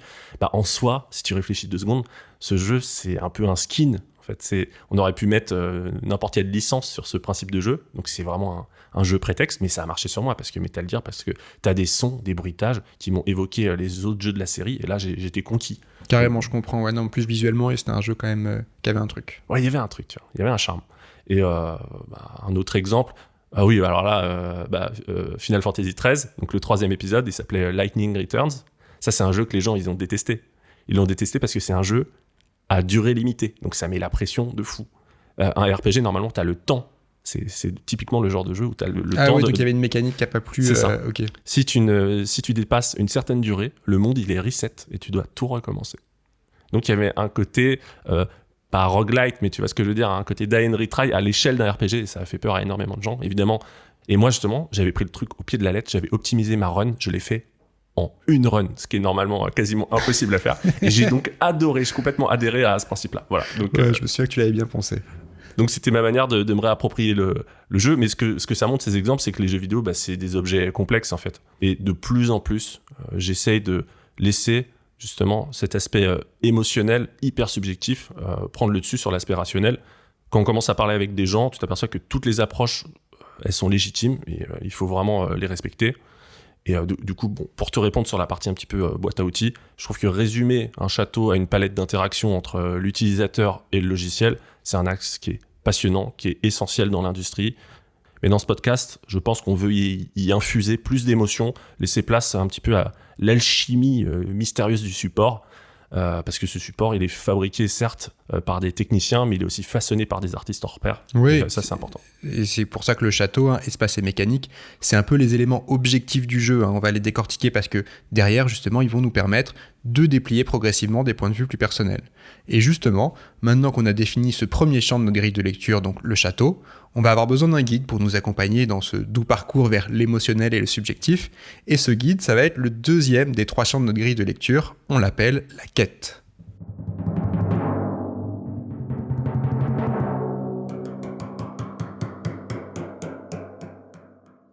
La quête, ça consiste à définir le parcours du joueur.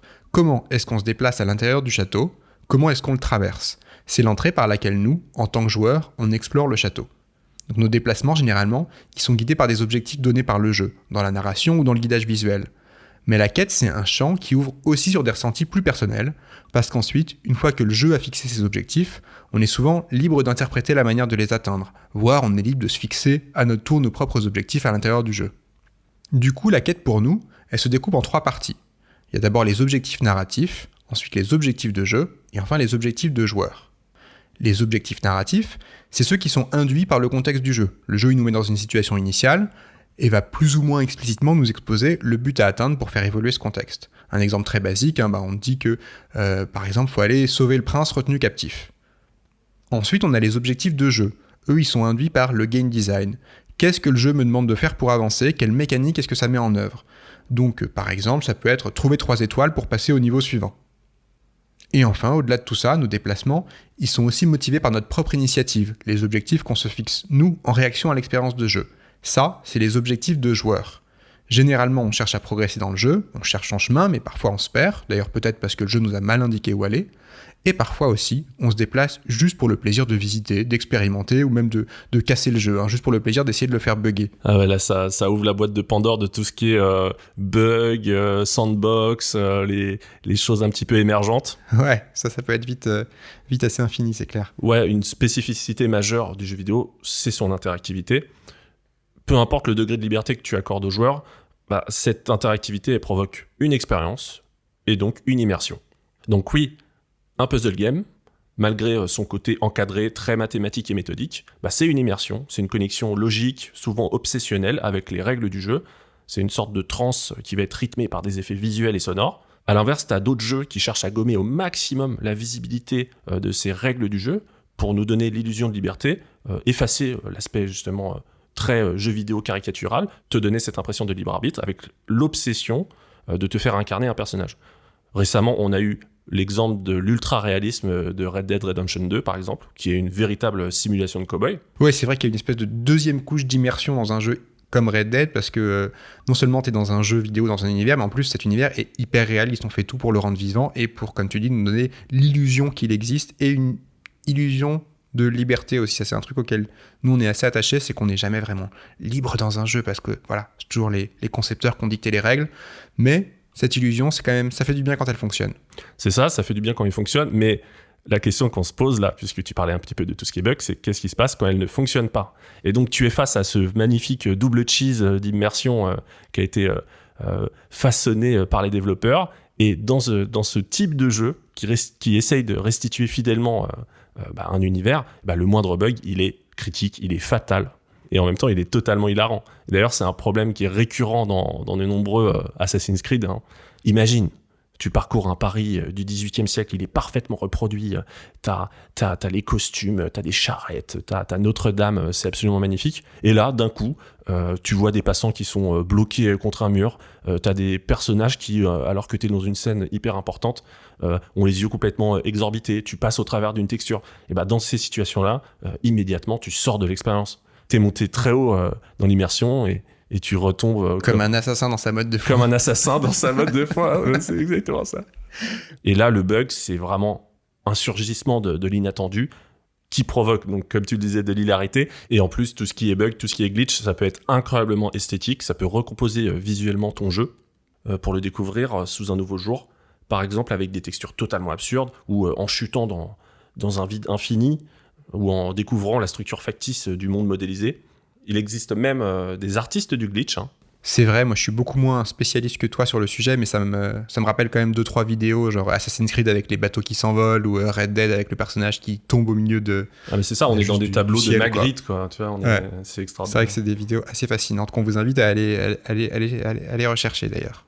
Et le dernier exemple qui me vient en tête, c'est forcément celui qui me tient le plus à cœur, c'est l'exploitation des bugs pour terminer un jeu plus efficacement. Donc là, on pense tout de suite à la pratique du speedrun et du tool assisted speedrun, bien entendu. En gros, par des manipulations du moteur physique du jeu, en réussissant à toucher à la mémoire de la console, on parvient à totalement casser un jeu pour le terminer le plus vite possible. Ça, j'adore, parce que dans ce cas, le bug, il trahit toute la technique qui est derrière le jeu pour casser les règles. Ces gens, c'est des extraterrestres tellement la discipline est exigeante, et c'est un peu, selon moi, l'exemple ultime de réappropriation du parcours d'un jeu. Oui, donc là, tu nous l'as bien montré par le prisme du bug. Il peut y avoir une infinité de quêtes, de manières possibles de visiter ces châteaux, avec des événements plus ou moins réglés, plus ou moins attendus, et qui deviennent souvent, ça tu l'as bien illustré, complètement hors de portée de ceux qui les avaient conçus à la base. Donc c'est ça qui devient beau quand nos manières de parcourir les jeux dépassent le cadre qui était prévu initialement. Oui, et puis... un truc que j'ai pas dit, c'est, tu te rappelles, dans la cour de récré, parfois en fait, on était des gamins, on découvrait des bugs et on se donnait des astuces entre deux parties de POG. Le kini, quoi. Mais c'est ça, mais tous ces petits trucs, ça nous permettait de nous réapproprier ces parcours, et donc ces parcours, ils sont très personnels. Les parcours que chacun fait dans le jeu, ce sera au cœur de l'expérience individuelle de chacun, de son ressenti, et pour cette raison, on essaiera de préciser, nous, quand on parle d'un jeu, comment on l'a parcouru, parce que ça a son importance dans ce qu'on en retient après coup. Donc, est-ce qu'on l'a fait peut-être d'une seule traite en le rushant le plus vite possible ? Est-ce qu'on a pris le temps de s'y perdre ? Ou est-ce qu'on l'a carrément fait en 300 heures pour le finir à 100%, ce qui doit réveiller chez toi de vieux démons. Surtout en ce moment, putain. Je sais pas, tu te réveilles peut-être parfois en sueur la nuit en pensant aux platines de Uncharted Golden Abyss. Ouais, parce qu'il y a 0,2% des gens qui l'ont celui-là, et je l'ai. C'est celui où il y avait de l'aléatoire, c'est ça C'est ça. Du multijoueur aléatoire. Le pire ennemi des platines, c'est d'inclure du multijoueur, de l'aléatoire et tout, des choses pas déterministes. C'est l'horreur. Bref, n'en parlons plus. Donc maintenant, on a ces deux notions. Le château, le territoire du jeu et ses règles, et à l'intérieur du château, la quête, le parcours et ce qu'il détermine. Il reste donc un troisième champ, qui est à l'extérieur du château, qui englobe les deux précédents. C'est donc celui qui est le plus grand, le plus vaste. Ce champ, il correspond à tout ce qui rayonne à partir du château.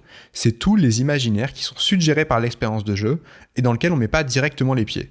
Et pour cette raison, parce qu'il est étendu autour du château, on l'appelle le royaume.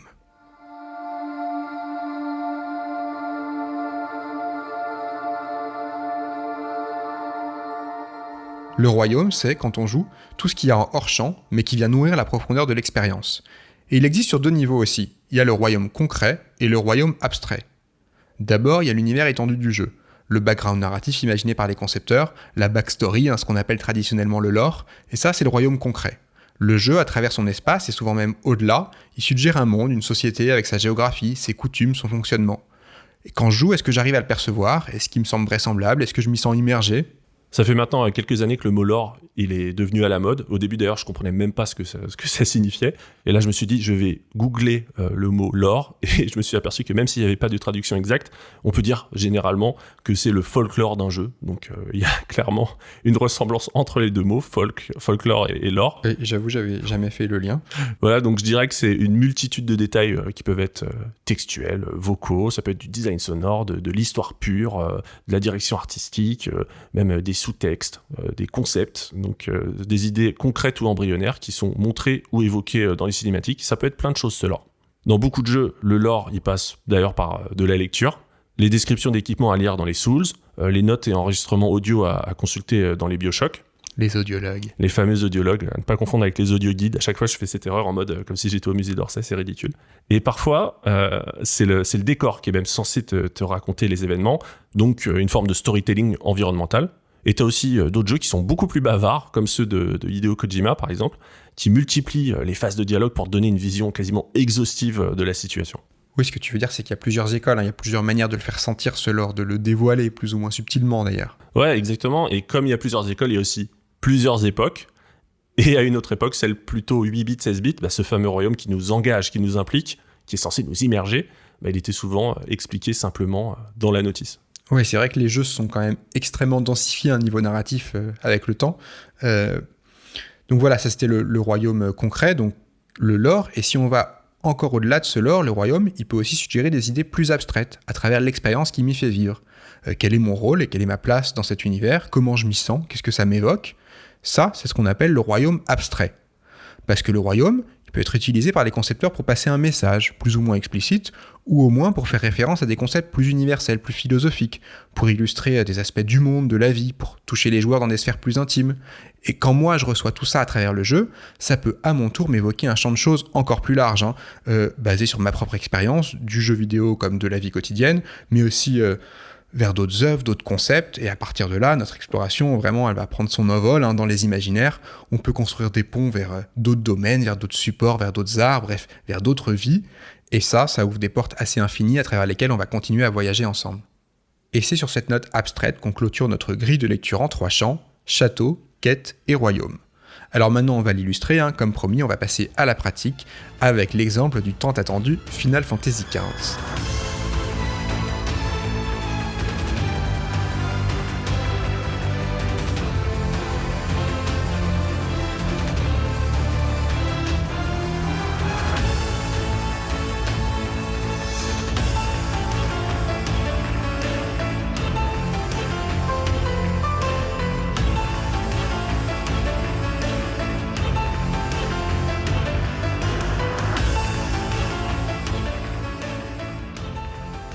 Dans un premier temps, on va vraiment parcourir Final Fantasy XV sous le prisme de notre grille, mais en mode express, vraiment pour illustrer tout ce qu'on vient de vous dire et affiner les concepts.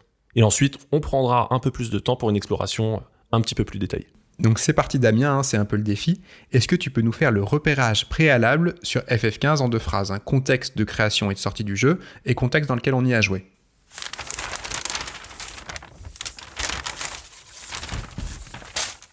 Donc dans Final Fantasy XV, il y a 15, ça sous-entend que le jeu fait partie d'une très longue lignée de jeux de rôle japonais, donc des JRPG. La particularité des Final Fantasy, c'est qu'il y a globalement une réinvention de l'univers et parfois même du gameplay d'un épisode à l'autre. C'est la série de jeux de rôle japonais qui est connue pour un petit peu se réinventer à chaque épisode. Donc globalement, on va garder quelques monstres, quelques concepts, quelques éléments de fanservice, mais tout le reste, la planète sur laquelle ça se passe, les personnages et tout ça s'est réinventé à chaque épisode. C'était important de le préciser. À l'origine, Final Fantasy XV, il ne s'appelait pas Final Fantasy XV, c'était un spin-off d'un épisode canon majeur de la série. C'était un spin-off de Final Fantasy XIII. Mais lors de son développement totalement chaotique, il a été passé de bras en bras par différents réalisateurs et il a fini par être nommé FF15. Il est d'ailleurs sorti presque 10 ans après son annonce, c'était en 2016, sous la forme d'un jeu quelque peu cassé. Et je me rappelle très bien de ce moment, on l'a fait ensemble, Rémi, à la campagne, en mode marathon sur quelques jours. Oui, d'ailleurs, on l'a fini en étant fidèle à nos profils de joueurs. On se passait la manette, mais moi, globalement, j'intervenais surtout pour la quête principale et je te laissais faire ton complétionniste le reste du temps, jour et nuit à côté. Ouais, comme d'hab, on faisait un peu les 3-8, quoi. Exactement. Et maintenant, entrons dans le château de Final Fantasy XV. Au niveau de l'espace de jeu, d'abord, FF15, c'est un monde ouvert en 3D, en vue à la troisième personne, à l'échelle d'une grosse région à peu près. Donc, un monde ouvert, c'est une première pour la série. Il y a des points d'intérêt après dans cet open world qui sont des espaces parfois un peu plus restreints, plus fermés. Donc, il y a des donjons, des tombeaux, des bases qu'on va traverser ponctuellement. Et ensuite, cette assez grande zone ouverte, elle est suivie dans le dernier tiers du jeu par un tunnel assez linéaire, voilà, toute une section où la progression va être beaucoup plus restreinte, beaucoup plus dirigée, où on va aller plus d'un point A à un point B. Donc voilà pour l'espace. Et maintenant pour les mécaniques du château. Donc on contrôle directement le personnage, Noctis, dans le monde ouvert. Il est accompagné de coéquipiers qu'on ne contrôle pas directement, mais avec qui on peut interagir. Et assez rapidement, on aura accès à différents modes de transport pour parcourir la carte plus confortablement. Il y aura principalement un véhicule, mais aussi les fidèles chocobos de la série. Ouais, les chocobos. Faut retrouver un peu le folklore.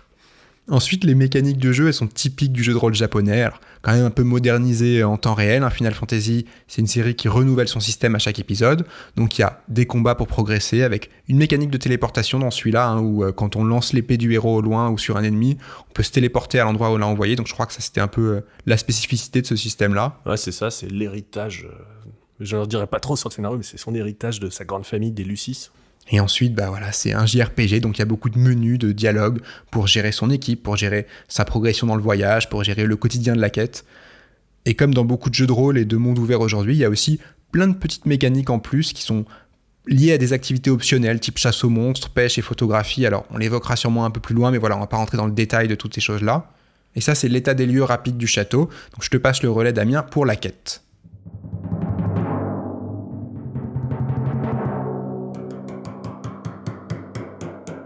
C'est parti pour la quête. Petit rappel pédagogique, donc la quête, on la divise entre les objectifs narratifs, les objectifs de jeu et les objectifs de joueur. Alors, les objectifs narratifs. Scénaristiquement, on incarne Noctis, l'héritier d'un royaume qui doit reconquérir son trône, et donc, il traverse une région avec ses potes pour y arriver. Et en cette période de conflit, comme il faut rester le plus incognito possible, ce voyage prend la forme d'un road trip, sans toute l'opulence à laquelle la bande est habituée. D'ailleurs, au passage, c'est un bon moyen pour expliquer qu'on démarre notre aventure sans un sou, sans un deal. Tu dis deal ou guil ? Je le dis jamais à haute voix, je crois que je dis guil. Moi, je crois que je dis guil, ouais, c'est pour ça que j'ai bugué. Donc, c'est un bon moyen de nous expliquer qu'on démarre notre aventure sans un sou, sans un guil, avec des équipements nuls, un niveau faible, comme au final dans tout bon RPG. Les objectifs de jeu maintenant, FF15, c'est un parcours sous forme de quête scénarisée, classique des mondes ouverts. Dans ce parcours, on progresse par beaucoup de combats, beaucoup de gestion dans les menus, et pas mal de blabla, comme dans tout bon jeu de rôle japonais. Donc tout ça, ça reste assez classique pour un Final Fantasy, mais ce qu'il est moins, c'est que dans cet épisode, le monde est relativement étiré, et que pour parcourir cet open world, on utilise de préférence une voiture, la marche à pied étant bien plus lente, même si ça permet de s'aventurer hors du bitume, ce qui arrive quand même très souvent.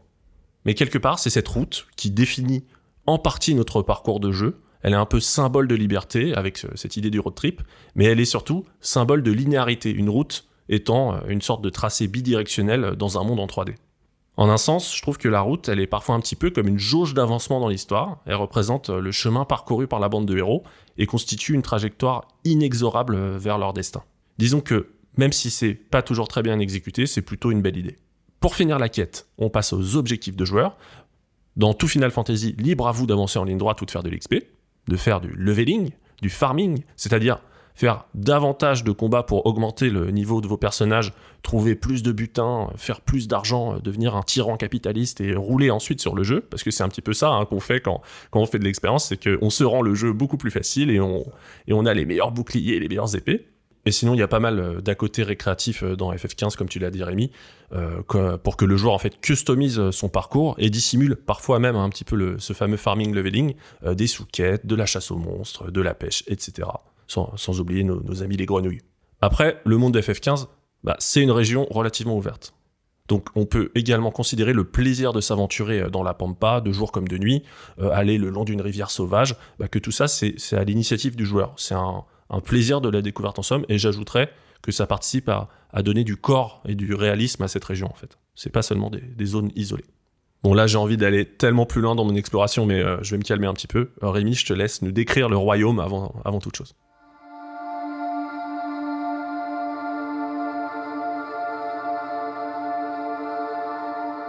Dans le royaume de Final Fantasy XV, comme on l'a dit dans le jeu, on incarne un prince héritier. Donc il y a évidemment tout le lore qui va avec d'abord. L'aventure, elle se déroule dans le monde d'Eos, un univers fantasy assez moderne, qui est découpé en régions, en royaumes extérieurs, voilà, en plein d'endroits qu'on n'explorera pas vraiment dans le jeu d'ailleurs. Et ensuite, il y a aussi toutes les histoires de cristaux et de pseudo-divinités qui sont chères à la saga des Final Fantasy. Les invocations et tout, quoi. Exactement. Mais au-delà de ce lore, dans le royaume plus abstrait, il y a aussi un début de promesse dans ce jeu, un début de truc qui aurait pu être vraiment bien, mais qui malheureusement n'est pas très bien exécuté. C'est un début d'exploration sur le passage à l'âge adulte et la fuite des responsabilités. En fait, puisque l'héritier du trône, il part dans une bromance adolescence avec ses potes, ça aurait pu être assez passionnant d'explorer la manière dont il se détourne en partie de sa destinée, avant, peut-être plus tard, de s'y raccrocher. Quelque part, il aurait pu intentionnellement tourner le dos à son héritage et partir à la chasse à la grenouille, préférer camper et boire du saké ou de la Red Bull d'ailleurs, pour être un vrai rebelle, avec ses potes, plutôt que de vouloir sauver son pays. Mais malheureusement, dans le cas de Final Fantasy XV, c'est assez dissonant avec le reste. Les mécaniques qui permettraient ça, donc les mécaniques de jeu, tout ce qui est annexe, elles sont là, mais c'est jamais vraiment soutenu par la narration ni par les objectifs, et donc ça tombe un peu à l'eau. D'ailleurs, là, tu fais un placement produit pour Red Bull, mais le jeu, il s'est pas gêné. Tu peux manger les nouilles instantanées dedans. Ah oui, des Rack Up Noodles, c'est ça ouais. Yes. Horrible. Bon, et là, on a terminé ce tour d'horizon assez rapide de Final Fantasy XV, ce quai de Château Royaume en mode TGV. Est-ce qu'on s'en servirait pas de tremplin maintenant pour aller un peu plus loin sur ce jeu ? Ok, oui. Ce tremplin, tu me l'offres et je l'emprunte avec plaisir parce que c'est vraiment des trucs que j'ai sur le cœur et que je dois évacuer. Allez, fais-toi plaisir, nous t'écoutons. Alors, la première chose que j'ai à dire, c'est que le jeu fait partie de la saga Final Fantasy. Et donc, en tant que joueur, on a des attentes énormes vis-à-vis de cette saga, en termes d'émotion, de profondeur de jeu, etc. C'est un peu un seal of quality qu'on attend de Final Fantasy. Ça, faut vraiment le garder en tête quand on touche à un jeu de cette franchise. Bien sûr, d'autant plus quand c'est un épisode numéroté, un épisode majeur. Après, on sait aussi ce que Square Enix en fait depuis quelques années, voire quelques décennies. Alors, mon premier point concerne la notion d'équipe, les membres de ton équipe dans le jeu. Les membres de notre bande, ils ont un petit peu tous leur activité fétiche. Il y a la cuisine ou la photographie, par exemple. Et ça représente parfois des objectifs de jeu que je trouve plutôt sympathiquement imbriqués dans la caractérisation des personnages. Par exemple, quand tu fais du camping, tu peux réaliser des bons petits plats qui vont t'octroyer des bonus de statistiques. Dans un Final Fantasy, pour t'attacher aux personnages qui accompagnent le héros, il y a plusieurs outils. Le premier, c'est leur design. Alors ça, c'est une question de goût, je reviendrai pas là-dessus. Tu pourrais. Je pourrais. La deuxième chose, c'est l'histoire. Ça, j'en parlerai un peu plus tard, mais il y a des problèmes. Et le troisième point, c'est que le charisme de tes coéquipiers, il va aussi s'exprimer pendant les combats, les attaques spéciales, les poses qu'ils prennent. C'est très important pour caractériser un personnage de jeu de rôle japonais. Le problème dans Final Fantasy XV, c'est qu'on contrôle uniquement Noctis. Et nos trois équipiers qui vivent un peu leur vie, ils passent souvent leur temps à être KO face aux ennemis les plus coriaces du jeu, ce qui les dévalorise totalement et les rend assez inutiles. Oui, et les rend un peu énervants. Alors, j'en profite pour préciser que là, tu parles de l'expérience que tu as eue sur Final Fantasy XV quand on l'a fait donc à la sortie. Le jeu, il y a pas mal de choses qui ont été patchées depuis, donc ça se trouve, ces petites choses-là, elles ont été corrigées, mais c'est vrai que moi, j'ai un souvenir de voir ces gars-là tout le temps à terre, quoi. Mais c'est ça, en tant que fan, moi, je me base sur ce que j'ai eu Day One. Donc, il n'y a pas d'histoire de DLC, de choses comme ça.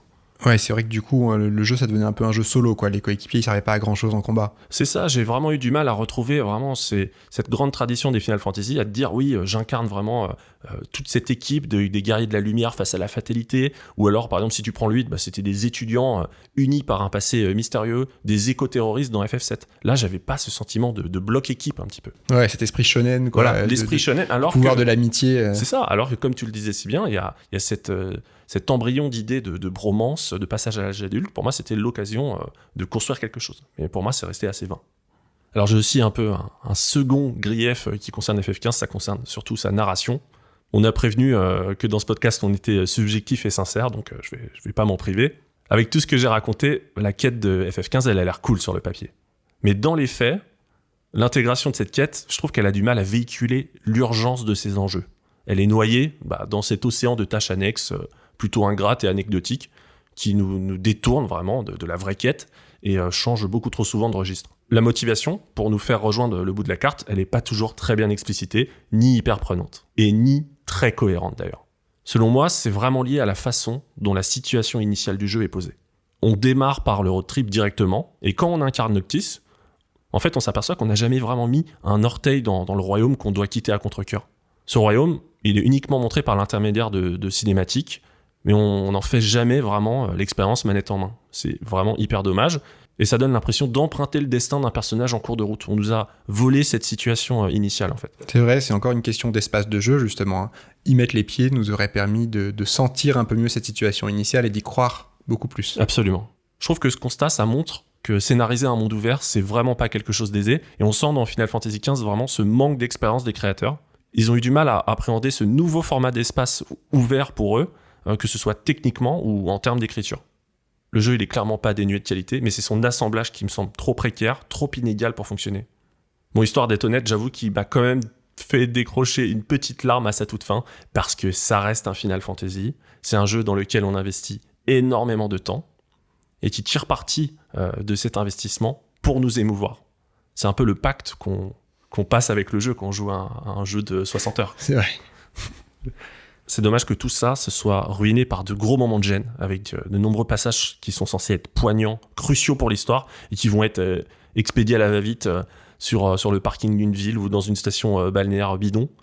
Pire encore, parfois on apprend des nouvelles d'importance vraiment pour la destinée des personnages, alors qu'on avait précédemment customisé notre personnage avec des fringues ridicules. On est entre deux chasses à la grenouille, et ce contexte en fait, cette absence de mise en scène et de dramaturgie, ça pète toute l'ampleur qu'on attend d'un Final Fantasy. Donc voilà, c'est vraiment des choses qui devaient sortir et qui, selon moi, expriment la trahison que représente FF15 pour pas mal de fans de la série. Merci Damien, on sent bien que tout ça sortait du cœur et que c'était très honnête. Je pense quand même que d'aussi loin que je m'en souvienne, je partage le même ressenti, on est assez raccord là-dessus. Je dis d'aussi loin que je m'en souvienne parce que c'est malheureusement pas un jeu qui a laissé des souvenirs et des traces hyper mémorables. Tu vois, franchement, là, si je devais raconter le moment qui m'a le plus marqué dans FF15, je crois que ce serait ce passage, tu sais, quand on atteignait la ville, donc à l'autre bout de la carte, l'Estalum. Alors déjà, il y a sa petite musique, sa petite boucle musicale de guitare absolument grinçante que je te renvoie régulièrement par message pour te faire péter un câble. Et voilà, on se balade dans cette ville. Alors, on te promet une ville à l'autre bout de la carte depuis le début, donc tu en rêves. Là, tu arrives dans une espèce de marché aux puces au bord de la route. Quand même une petite déception. Et là, je me souviens qu'on se promenait là-dedans, et là, on voit qui ? Hurley de Lost. C'est et ça. On s'est dit, mais c'est Hurley. Et du coup, on se rapproche et on se dit, non, mais c'est forcément. Et je crois qu'effectivement, le modèle a été créé à partir, en tout cas, de l'acteur. Vraiment. Oui, il me semble. Donc, je sais pas d'où sort cette collaboration, mais il y avait Hurley de Lost dans FF15 et il nous a lancé sur une souquette de photographie absolument nulle, mais c'était tellement trippant, ce crossover qui n'avait aucun sens, que c'est vraiment, je pense, mon plus grand souvenir du jeu. Et quelle tristesse. Et voilà, tant mieux quelque part, je pense, ce genre de choses un peu absurdes, c'est génial que le jeu puisse nous faire vivre ça, mais ça s'éloigne quand même vachement de voilà, tout le côté épique et... J'ai vraiment l'impression de contempler un genre de créature de Frankenstein, quoi. Elle est rapissée de toutes parts. Histoire d'être honnête, on essaye de l'être dans ce podcast. À mon avis, c'est clairement lié au développement chaotique du jeu. Faut pas oublier que réaliser un jeu, c'est souvent un miracle. Il y a tellement de gens sur le projet, ça reste... Non mais c'est vrai. C'est vrai. D'autant plus de l'ampleur d'un FF15 avec toutes les contraintes techniques, la première fois qu'ils font un open world, etc. Mais bon, en tant que consommateur, on est déçu. Après, on peut expliquer l'échec que ça représente. Mais thématiquement, ce qu'on regrette le plus, et que tu avais exprimé tout à l'heure, c'est cette incapacité à se concentrer sur un parti pris fort, et c'est un sacré gâchis. Ouais, et ça c'est d'autant plus dommage que, comme on le verra avec Shadow of the Colossus, dont on parlera tout à l'heure, parfois il suffit d'un parti pris simple et radical pour faire un grand jeu en fait. Bon, je caricature un peu, mais voilà, plutôt que de s'éparpiller dans tous les sens comme le fait FF15, parfois il faut juste aller droit au but. Dans FF15, personnellement, et toi encore moins, je pense, moi j'ai pas touché au contenu additionnel du jeu. Non, certainement pas. Et c'est des contenus qui vont t'expliquer des pans entiers de l'histoire après coup. Donc t'as terminé, t'as t'as terminé l'histoire, t'as terminé l'arc narratif principal du jeu, et on te donne des détails plus tard. Enfin, ça, c'est comme les flashbacks un petit peu dans les films, c'est un échec total, quoi. Oui, c'est un peu... Voilà, c'est vrai que ce jeu, tu t'as pas le début et t'as pas la fin dans le jeu, en fait. Donc, c'est ça. Et oui, et t'as pas le début, puisque le début était proposé sous la forme d'un film d'animation, avec un énorme budget, d'ailleurs. Le film était quand même assez bien fait. Kingsglaive, ouais. Le fameux Kingsglaive, et accompagné d'un petit cortège de séries animées, genre 5-6 épisodes, je crois, donc en animation, donc qui était pas très majeur. Ah, mais... tu les as vus, de mémoire, mais bien sûr, je les ai vus. Je suis un fan de la licence, je regarde tout, quoi. Et voilà, tout ça, ça traduit vraiment une obsession du transmédia, du DLC, dans ce qu'elle a de pire. Vraiment, c'est affreux, quoi. C'est un jeu en kit qui évolue au fil de ses mises à jour. Ils ont même revu certains éléments narratifs du jeu. La version à laquelle nous on a joué n'est plus, elle est plus canon, quoi. Elle est plus canon parce qu'ils ont un petit peu enrichi le fameux dernier tiers linéaire dont tu parlais tout à l'heure. Ça a légèrement changé. Et je trouve que ça pénalise le fan qui l'achète Day One. On n'est plus du tout dans une logique de produit fini et définitif, quoi. T'as ta boîte, c'est le jeu. Enfin, c'est vrai, c'est le syndrome Season Pass après. Tous ces contenus additionnels, complémentaires, dont les Japonais sont un peu des spécialistes, il faut bien l'admettre, quoi, le transmédia, etc. Comment on replacerait ça dans la grille de lecture ? Alors effectivement, on a parlé des 3 champs, mais pour ces choses-là, on va ajouter une petite annexe en plus qui est facultative sur la grille de lecture. Parce que ça y est, là, on a défini les 3 champs qui sont essentiels à la grille. Donc, quête, château et royaume. Le royaume, comme on vient de le dire, c'est les imaginaires qui sont induits par le jeu, mais c'est uniquement ceux qu'on retrouve à l'intérieur de l'expérience du jeu. Et au-delà de l'expérience du jeu, justement, il y a souvent des manières d'étendre ces imaginaires, donc comme on vient pas mal de le citer pour Final Fantasy XV, et ça constitue notre annexe qu'on appellera les colonies.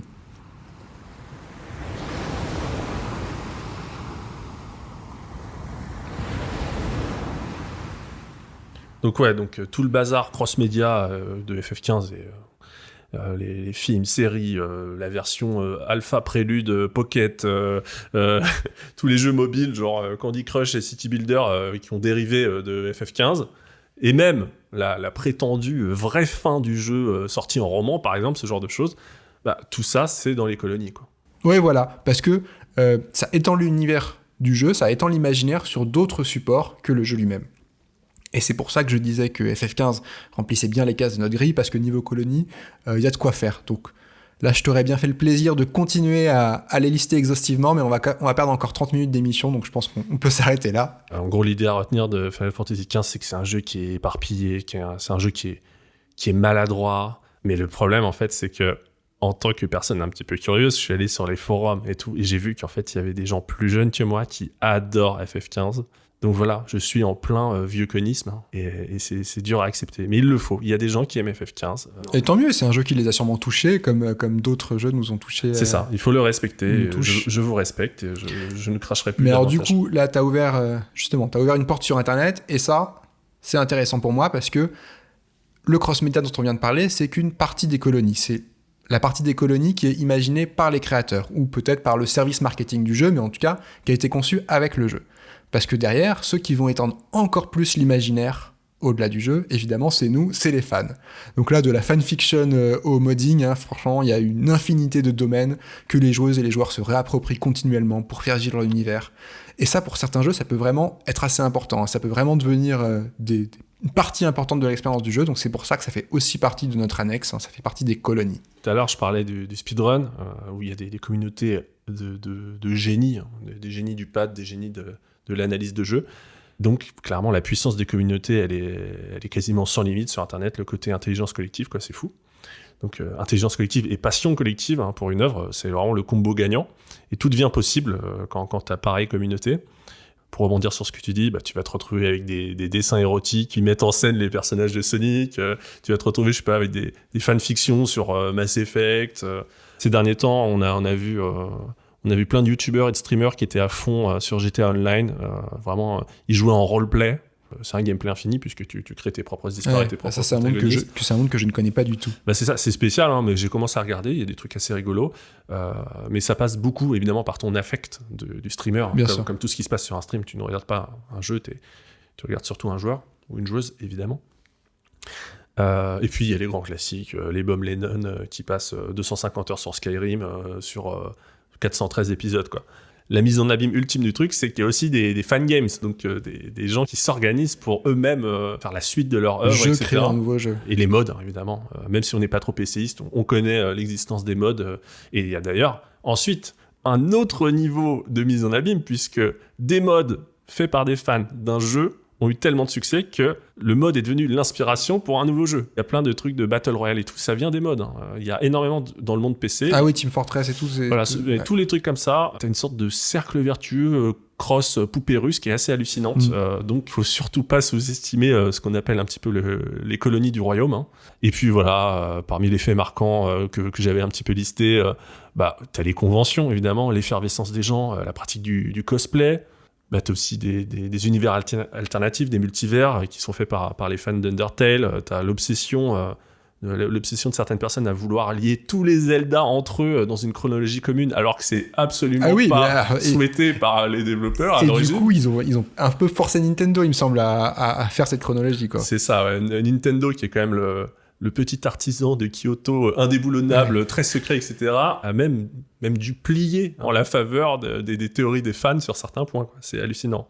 Et d'ailleurs, au passage, il y a pas mal d'éditeurs qui ont bien compris ça et qui conçoivent méticuleusement leur monde pour provoquer ce genre de phénomène, ou même ils conçoivent une stratégie cross-média avec des livres, des animés, des films, des featuring de personnages d'autres jeux, des collaborations musicales, des applis mobiles, tout ça. Et du coup, moi, je trouve ça un petit peu terrifiant. C'est quasiment de la science-fiction. C'est quelque chose qui doit naître normalement, naturellement, chez des communautés qui se confrontent à un jeu. Et le marketing fait place ses pions, mais tout en œuvre pour créer l'engouement et stimuler l'imagination des gens. Donc c'est bien, est-ce que c'est bien, est-ce que c'est pas bien, je ne sais pas. Ouais, c'est un côté pas très simple parce qu'en plus ça rejoint ce dont on parlait tout à l'heure sur les complétionnistes, sur le fait de pas vouloir quitter l'univers du jeu où le jeu nous demande presque de rester à l'intérieur et de continuer. Là pareil, on veut monopoliser ton attention pour te faire un peu raquer, mais aussi voilà en créant des choses qui normalement auraient dû naître ou pu naître au sein des communautés par elles-mêmes, quoi. Et voilà, et c'est le petit spin-off free-to-play bourré de lootbox, voilà, ce petit genre de choses malheureusement qui est un peu devenu une norme. Presque tous les jeux, ils ont une fin, à part des MMO ou des jeux compétitifs, etc. Et une fin, ça veut dire que tu quittes ton univers, un univers qui te plaît, et ça peut être une sorte de deuil, quoi, une vraie souffrance. Donc tu veux continuer à célébrer le royaume du jeu, tu veux le faire grandir, tu veux débattre dessus à l'infini, te le réapproprier, et en fait c'est vraiment le débordement du jeu sur nos vies. Oui, ça c'est typique des jeux qui nous marquent, hein, en fait, comme toute œuvre d'art, c'est souvent parce que ces jeux-là, ils font écho en nous qu'ils nous deviennent chers. Et d'ailleurs là-dessus, ça me rappelle un article de Victor Moisan que j'avais lu sur Merlin Free. Je te l'ai envoyé il y a pas longtemps, c'était un article sur Shenmue, je crois, à la base, sur la phaseur dans Shenmue. Et bref, il explique à un moment qu'il passe des après-midi d'enfance à suivre ses parents à la plage, mais que dans sa tête, en fait, il est en train de déplier les stratégies pour avancer dans ses jeux, quoi. Et voilà, il se décrit bien, en train de faire du surplace dans l'eau pour échapper un peu à la chaleur estivale, et pendant qu'en fait, il imagine comment choper la prochaine étoile de Mario 64. Et ça, c'est une situation qu'on a tous connue, je pense, où les jeux débordent vraiment sur notre quotidien. Ah oui. et c'est vraiment ce genre de récit qu'on veut continuer à valoriser dans notre grille et dans notre podcast, parce qu'aujourd'hui, ces mondes numériques, ils sont de plus en plus présents, et ça risque de continuer. Et justement, c'est important d'aussi les valoriser, de valoriser ces expériences virtuelles comme pouvant être aussi impactantes et aussi enrichissantes que des expériences réelles. Moi, quand j'étais petit, j'étais un enfant hyper réservé et je suis assez sûr que j'ai acquis pas mal de compétences relationnelles juste en finissant des RPG, sans déconner. T'envoies des sorts de feu sur les gens pour Exactement, leur dire bonjour. J'ai beaucoup appris. Non, voilà. Bon, bref, tout ça, ça boucle notre grille. 3 champs, château, quête, royaume, plus les éventuelles colonies. Et entre nous, cette grille, on va vous l'avouer, on l'appelle la Triforce. C'est le prisme par lequel on fera le portrait d'un jeu. C'est une porte qu'on utilisera presque systématiquement, je pense, parce que pour nous, ça pose un peu les bases qui permettent de mieux comprendre le jeu.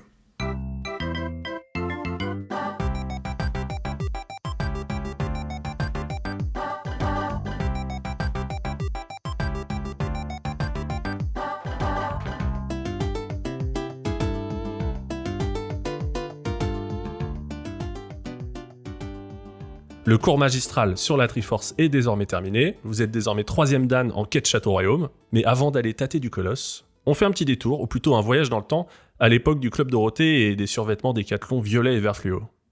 On est donc entre la fin de la maternelle et le début de l'école primaire. On commence à savoir ouvrir proprement l'emballage aluminium de notre kiri à la cantine. Et là, dans de nombreux foyers français, c'est la guerre. Nintendo contre Sega, Mario contre Sonic. Rémi, de ton côté, t'as été biberonné du côté de l'ex-plombier moustachu et élevé par un petit troupeau de Yoshi. C'est vrai, ils ont pris soin de moi. Voilà, ils te mettaient des petits coups de langue. Padang. Et de mon côté, évidemment, moi j'imitais le hérisson dans la cour de récré, ce qui explique sans doute que j'étais couvert de bleu, ce qui me semble assez cohérent avec le personnage. Mais peu importe. Donc, sans transition, Rémi, je te demande de sortir une copie double et de nous proposer ta Triforce rapide sur le premier Mario Bros. Et je te promets, pour la prochaine émission, ce sera moi qui monterai sur l'estrade pour faire celle de Sonic. Ça te va ? Allez, c'est parti. Triforce de Super Mario Bros. Sur NES. Alors, on va commencer par le petit repérage de l'expédition. Mario est sorti en 1985, en tout cas dans sa version japonaise, parce qu'il est sorti plus tard ailleurs. Ça a été un jeu majeur pour Nintendo. Après, moi, le contexte dans lequel je l'ai découvert, un peu difficile à expliquer, parce que c'est vraiment, voilà, j'avais 4-5 ans, donc c'est aussi loin que je m'en souvienne, Mario a toujours été dans ma vie. C'est vraiment un jeu que j'ai pris en main quand j'étais tout petit. Et je pense qu'à l'époque, c'est mon frère qui avait dû avoir une NES avec le pack Tortue Ninja, je crois. Tortue Ninja sur NES, quand même, ceci dit, un grand jeu, avec une structure mi-linéaire, mi-ouverte. Bah, c'est vrai, il a beaucoup été moqué par le joueur du grenier, mais en fait, c'est un super jeu quand tu réfléchis. Et assez rapidement, on a eu Mario, et donc voilà, c'est un jeu que j'ai, pour moi, toujours eu entre les mains. Passons directement au château, premier champ de la Triforce, donc... L'espace dans Mario, c'est un espace en 2 dimensions, à plat, et donc... vue de profil. On déplace le personnage de Mario, qui est notre avatar, à travers des paysages. L'écran, dans ce premier Mario, il scrolle horizontalement uniquement, il n'y a pas de scrolling vertical, et il va seulement de gauche à droite. C'est impossible de revenir en arrière, c'est un peu comme si on avait un mur invisible qui suivait le personnage, dès que tu essayes de revenir en arrière, en fait tu butes contre le bord de l'écran. Ça me rendait fou, ça. Je sais pas à quel point c'était une contrainte technique d'ailleurs pour Nintendo ou un choix, à mon avis, vu l'époque, c'était quand même le début de la NES, donc c'était sûrement une contrainte, même s'ils s'en sont libérés assez rapidement par la suite. Dans Mario, ce déplacement horizontal de gauche à droite, il y aura quelques changements de zone, mais en tout cas, ça constitue une succession de stages avec un début et une fin. Et le but, c'est d'arriver à la fin de chaque stage et à la fin du jeu sans mourir, ou en mourant le moins possible. Il y a différents types de paysages, qu'on pourrait comparer à des biomes, avec à chaque fois des ambiances visuelles un peu différentes. Je vais pas tout citer exhaustivement, là on va quand même aller un peu rapidement sur Mario. C'est un jeu de plateforme, donc au niveau des mécaniques, la mécanique centrale, c'est vraiment le déplacement du personnage et le fait de surtout bien doser les sauts et les réceptions pour surmonter les obstacles et pour surmonter les ennemis du parcours. Il y a quand même pas mal de mécaniques de gameplay, il y a notamment les power-ups dans Mario dont on pourrait parler longuement, le champignon qui fait grandir, la fleur qui permet d'envoyer des boules de feu, l'étoile qui rend invincible pendant un moment, avec évidemment la musique qui l'accompagne. Tout ça, je pense que ça fait presque partie de l'histoire collective c'est clair, du jeu vidéo aujourd'hui. Étant donné que les personnages de Nintendo sont désormais aussi connus que les personnages de Disney, voire carrément. plus. Du coup, on va pas le décortiquer trop en profondeur. Pour moi, le plus important, c'est que dès 1985, Nintendo, à ce moment-là, et évidemment Shigeru Miyamoto, le créateur de Mario, ils vont poser leur marque. Mario, c'est un gameplay intuitif, très fin, très réactif et surtout très gratifiant à maîtriser.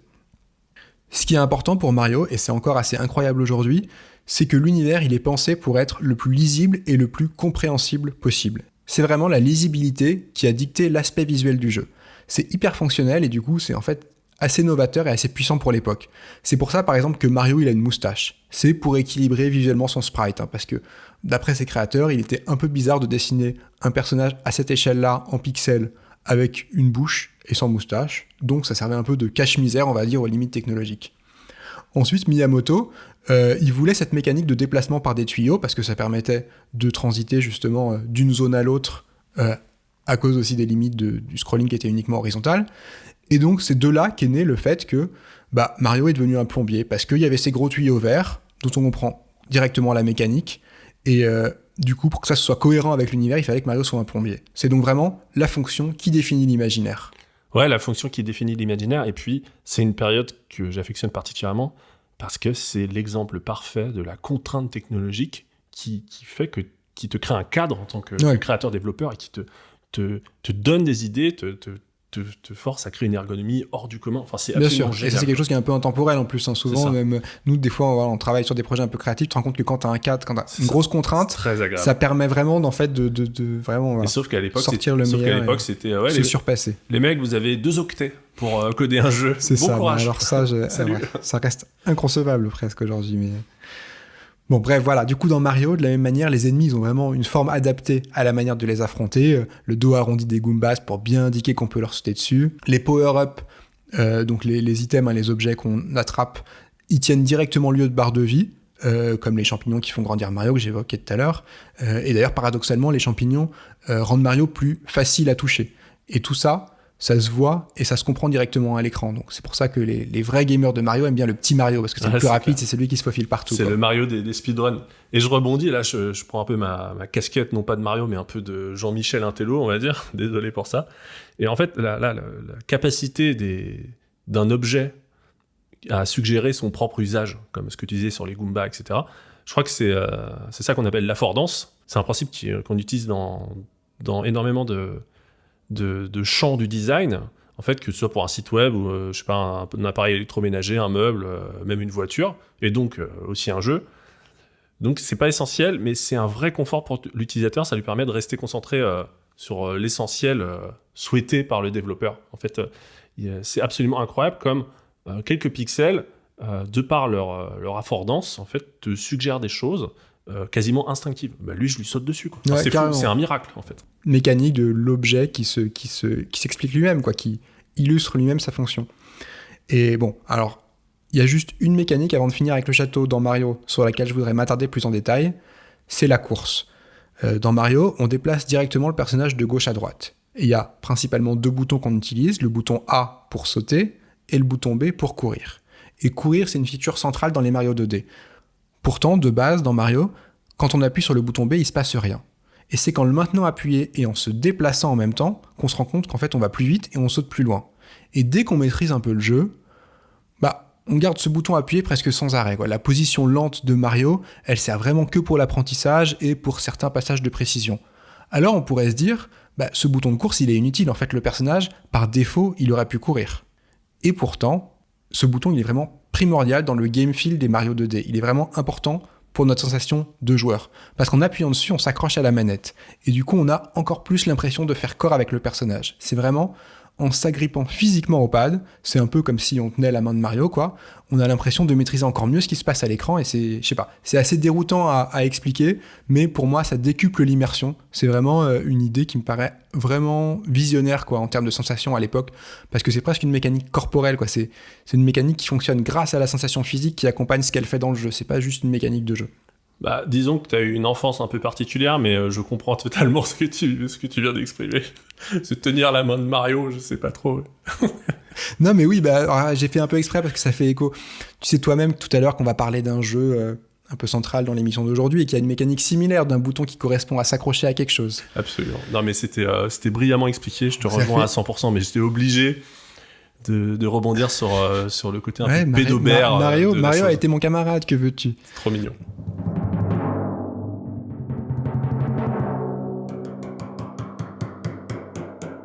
Ça, c'était pour le château. Maintenant, la quête. Quels sont les objectifs du jeu ?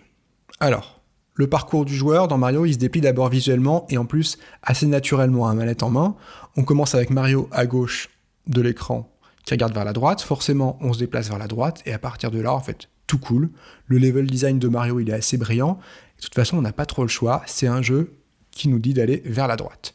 Jusqu'à ce qu'on atteigne le drapeau de fin de niveau. On rentre dans le petit château qui sera le début du stage suivant aussi, jusqu'à atteindre un nouveau drapeau et rentrer dans un nouveau château, et ce petit motif château-drapeau, château-drapeau, château-drapeau se répète à chaque fois. C'est vraiment un repère dans la progression, et c'est ce qui découpe le jeu en stage. Assez rapidement quand même, le jeu va nous mettre dans des situations plus compliquées, et là, il commence à y avoir un vrai plaisir à s'y reprendre, à réussir à surmonter les obstacles. On retrouve cette sensation un peu première du jeu vidéo, ou même d'ailleurs de la vie en général, juste le plaisir d'essayer quelque chose, et enfin un moment d'y arriver. C'est pas un jeu hyper facile non plus, on sauvegardait pas sa progression à l'époque, donc il y a un aspect un peu die and retry, on finit par apprendre les niveaux par cœur et on prend en fait plaisir à les passer du premier coup avec le temps. Die and retry, donc comme dans la vraie vie également. C'est ça. Donc ensuite, Ça, c'était les objectifs de jeu. Après, il y a les objectifs narratifs dans Mario. Alors, comme tu l'as déjà un peu évoqué, à l'époque, les jeux, ils racontaient pas beaucoup leur histoire à l'intérieur du jeu. C'était souvent assez sommaire et il fallait plutôt lire la notice pour avoir le background du jeu et comprendre les motivations du personnage quand il y en avait.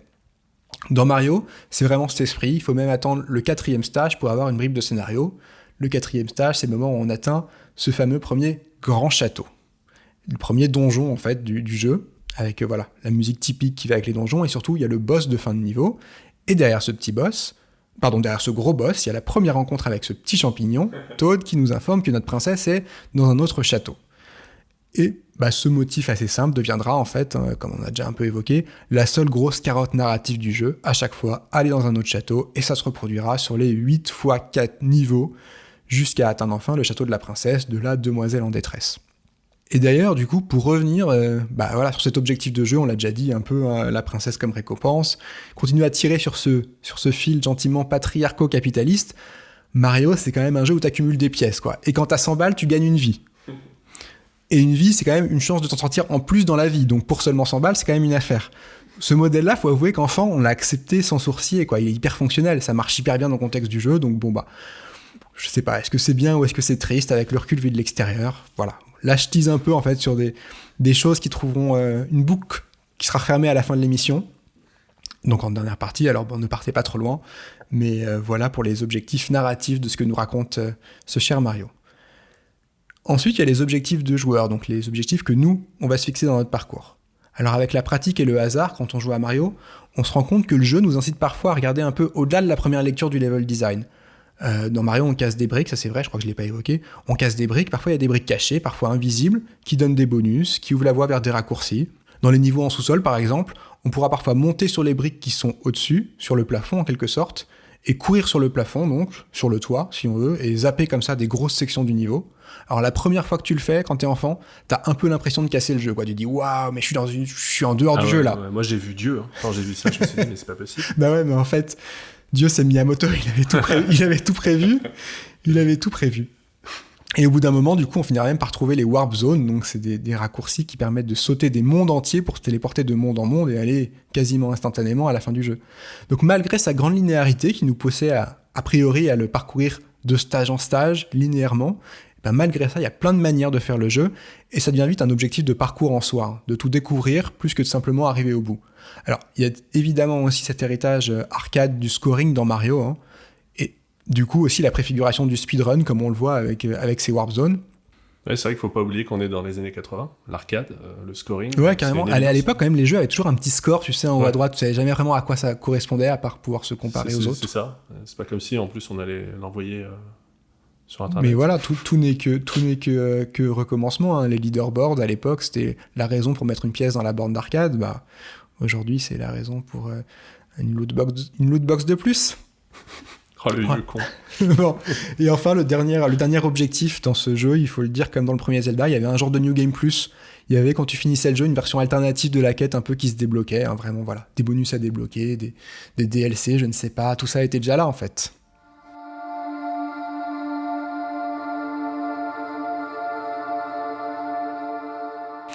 Donc voilà pour ce petit tour d'horizon de la quête dans Mario, et maintenant on va passer au royaume. Donc le royaume, c'est mon dada, et en apparence, dans Mario, il n'y a pas grand-chose à se mettre sous la dent. Parce que dans Mario, c'est vraiment l'espace de jeu et les mécaniques qui priment, c'est le château avant tout, c'est l'école du gameplay, c'est Nintendo. Si on prend le royaume dans son sens premier, celui de nous dévoiler le lore du jeu, alors Mario, ça ressemble quand même plutôt à un rêve bien fiévreux après un gros trip sous acide, hein. On a un plombier qui glisse dans des tuyaux, qui double de taille quand il attrape un champignon, il explose le décor à coups de carapace de tortue, bref, ça a un peu aucun sens. Et c'est ce qui est fantastique, c'est que c'est tellement fonctionnel, tellement radical, et tellement puissant comme imaginaire perché, qu'en fait ce monde absurde, il est devenu un véritable lieu culte, un véritable royaume en soi, avec ses histoires, ses personnages, et dans lequel Nintendo essaye encore aujourd'hui de raconter des histoires, hein, le royaume champignon. Alors les histoires de Mario et de Nintendo dans les univers de Mario, c'est jamais hyper profond, hein. C'est encore aujourd'hui un peu désuet, comme on l'a déjà évoqué en intro, hein, c'est désuet et conservateur jusque dans ses motifs narratifs. Ça référence quasiment rien de notre monde, de notre histoire ou de notre culture, en fait.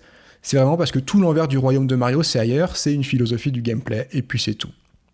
Et de ce point de vue, on peut quand même dire que le Royaume Champignon, ça reste quand même bien une référence. Alors nous, avec le temps qui passe, je sais pas, c'est plus trop ce qu'on cherche, j'ai l'impression, dans le jeu vidéo. Moi, Mario Odyssey, je l'ai même pas fini, pourtant c'est un jeu sur lequel j'ai passé de très bons moments, mais je sais pas, ça me motive plus tant que ça. Par contre, je reconnais sans problème que voilà, Nintendo, ils ont une maîtrise vraiment inégalée du gameplay, c'est vraiment leur domaine d'artisanat, quoi. C'est des orfèvres du château, de l'espace de jeu, du gameplay.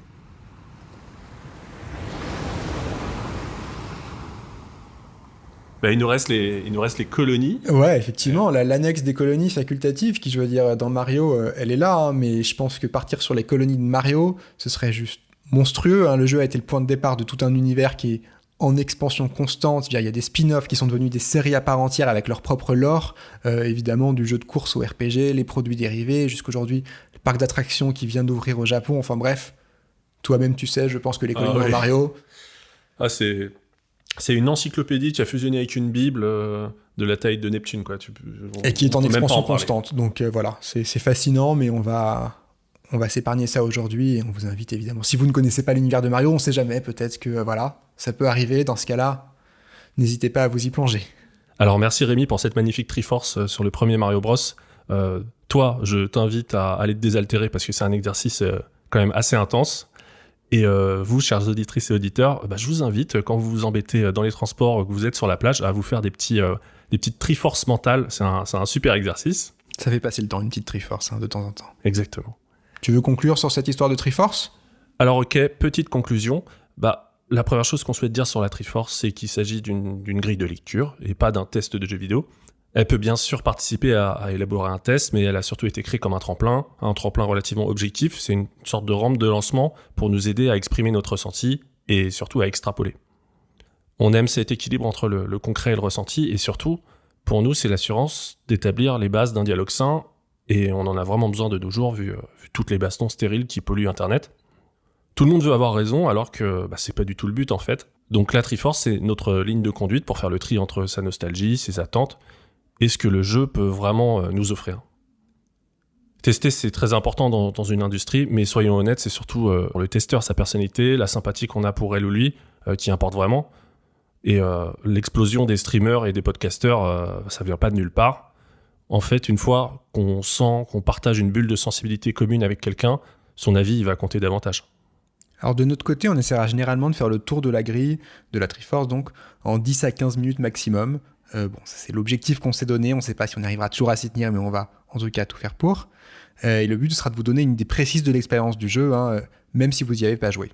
Donc quand on abordera un jeu, on posera rapidement le contexte, puis on passera toujours par ce découpage en 3 phases. D'abord, on délimite l'espace de jeu et ses règles, ses mécaniques, c'est le château. Ensuite, on explore le parcours que le jeu propose avec ce système, ça c'est la quête. Et enfin, on cherche en quoi ce parcours se prolonge au-delà de l'expérience de jeu, dans nos imaginaires à nous, et ça c'est le royaume. Et ensuite, on pourra s'appuyer sur cette base pour le reste de nos explorations. Voilà, et le second point important sur la Triforce, c'est que la Triforce, c'est pas une question de quantité. On fait pas une somme entre la quête, le château et le royaume pour savoir si un jeu est bon ou pas. C'est pas du tout le but. Il y a certains jeux dans lesquels il y a une forte disproportion entre les piliers de leur Triforce et qui restent fantastiques. Oui, on a vu que FF15 remplissait bien la grille. Pour autant, comme on vous l'a dit, c'est pas un jeu qui nous a marqué. Il y a des jeux, à l'inverse, qui ont un imaginaire et donc un royaume hyper limité, comme Tetris, et pourtant ça reste des grands classiques. En plus, en pratique, on s'est rendu compte qu'il y avait pas mal de porosité entre les 3 champs de la Triforce, donc quête, château, royaume. Parfois, il y a des éléments qui sont un peu à cheval, et ça, nous, on l'accepte, parce que c'est aussi le but. Le but, c'est de mettre en lumière certains aspects, et non pas de les figer ou de les enfermer dans des catégories cloisonnées. Donc mettre en lumière et préparer le terrain pour vous parler de ce qui nous touche le plus. Oui, et peut-être que le propos d'un jeu, il est dans la porosité que tu évoques justement, dans les échanges entre les régions de la Triforce, et comment ces échanges trouvent en nous un écho en fait. On visite le même château, mais en fait, à chacun son excursion. Totalement, à chacun sa sensibilité. Toi, par exemple, Damien, t'as tendance à analyser la cohérence de la progression, plutôt les motivations dans un jeu. Et surtout, t'aimes bien mettre en avant tous les petits moments où la magie opère, tous les petits moments qui deviennent mémorables, qui font la différence. Donc, t'es plutôt dans la quête. Moi, je suis très attaché à la vision globale, à ce qu'on retient d'une expérience après coup, à comment ça s'inscrit dans un mouvement ou même peut-être dans une époque. Donc, c'est vrai que je suis plutôt porté sur le royaume. Et pour finir, vous l'aurez peut-être remarqué, mais les champs de notre Triforce, ils sont concentriques, un peu comme des poupées russes. il y a la quête qu'on fait à l'intérieur du château, qui est lui-même à l'intérieur du royaume. Bon, il y a les colonies à côté. Et tout ça forme au final une cartographie du jeu. Et cet aspect carte, qui pourrait devenir une réinterprétation graphique de l'univers d'un jeu, c'est quelque chose qu'on aimerait bien développer avec le temps. Bon là, c'est encore un peu tôt, mais en tout cas, c'est quelque chose qu'on a en tête. C'est clair que si on a la chance de trouver un petit public, ça nous motivera à expérimenter autour de nos concepts, créer une sorte d'univers étendu du podcast avec ce genre d'infographie et d'autres types de contenus. J'y avais pas pensé, le podcast dans un autre château, Extended Universe, Cinématique Universe. Exactement. Pour le moment, on va démarrer en toute simplicité. On reste des micros petits poussets. C'est les tout débuts, on verra ce que ça donne. Mais quand même, on a mis en place un mini site web qui regroupe en un seul endroit tous les liens pratiques vers nos réseaux sociaux, Twitter, Instagram, Facebook. Et il y a aussi surtout un rappel de toutes les plateformes sur lesquelles vous pouvez nous écouter. Et vous abonner au podcast, évidemment, ce serait un soutien énorme et on vous remercie d'avance de le faire vraiment. L'adresse du site, elle est extrêmement simple, c'est dansunautrechateau.fr. Bon Damien, maintenant, il va peut-être être temps de passer au gros morceau du jour. Salut, c'est Damien, et plus précisément le mois du futur, en train de monter l'émission. Je me permets d'emprunter cette Warp Zone pour vous dire que, comme on le pressentait au début de l'émission, on a totalement explosé la durée du programme. Donc ça c'est fait, dès l'émission inaugurale, on a débloqué le trophée Division du podcast.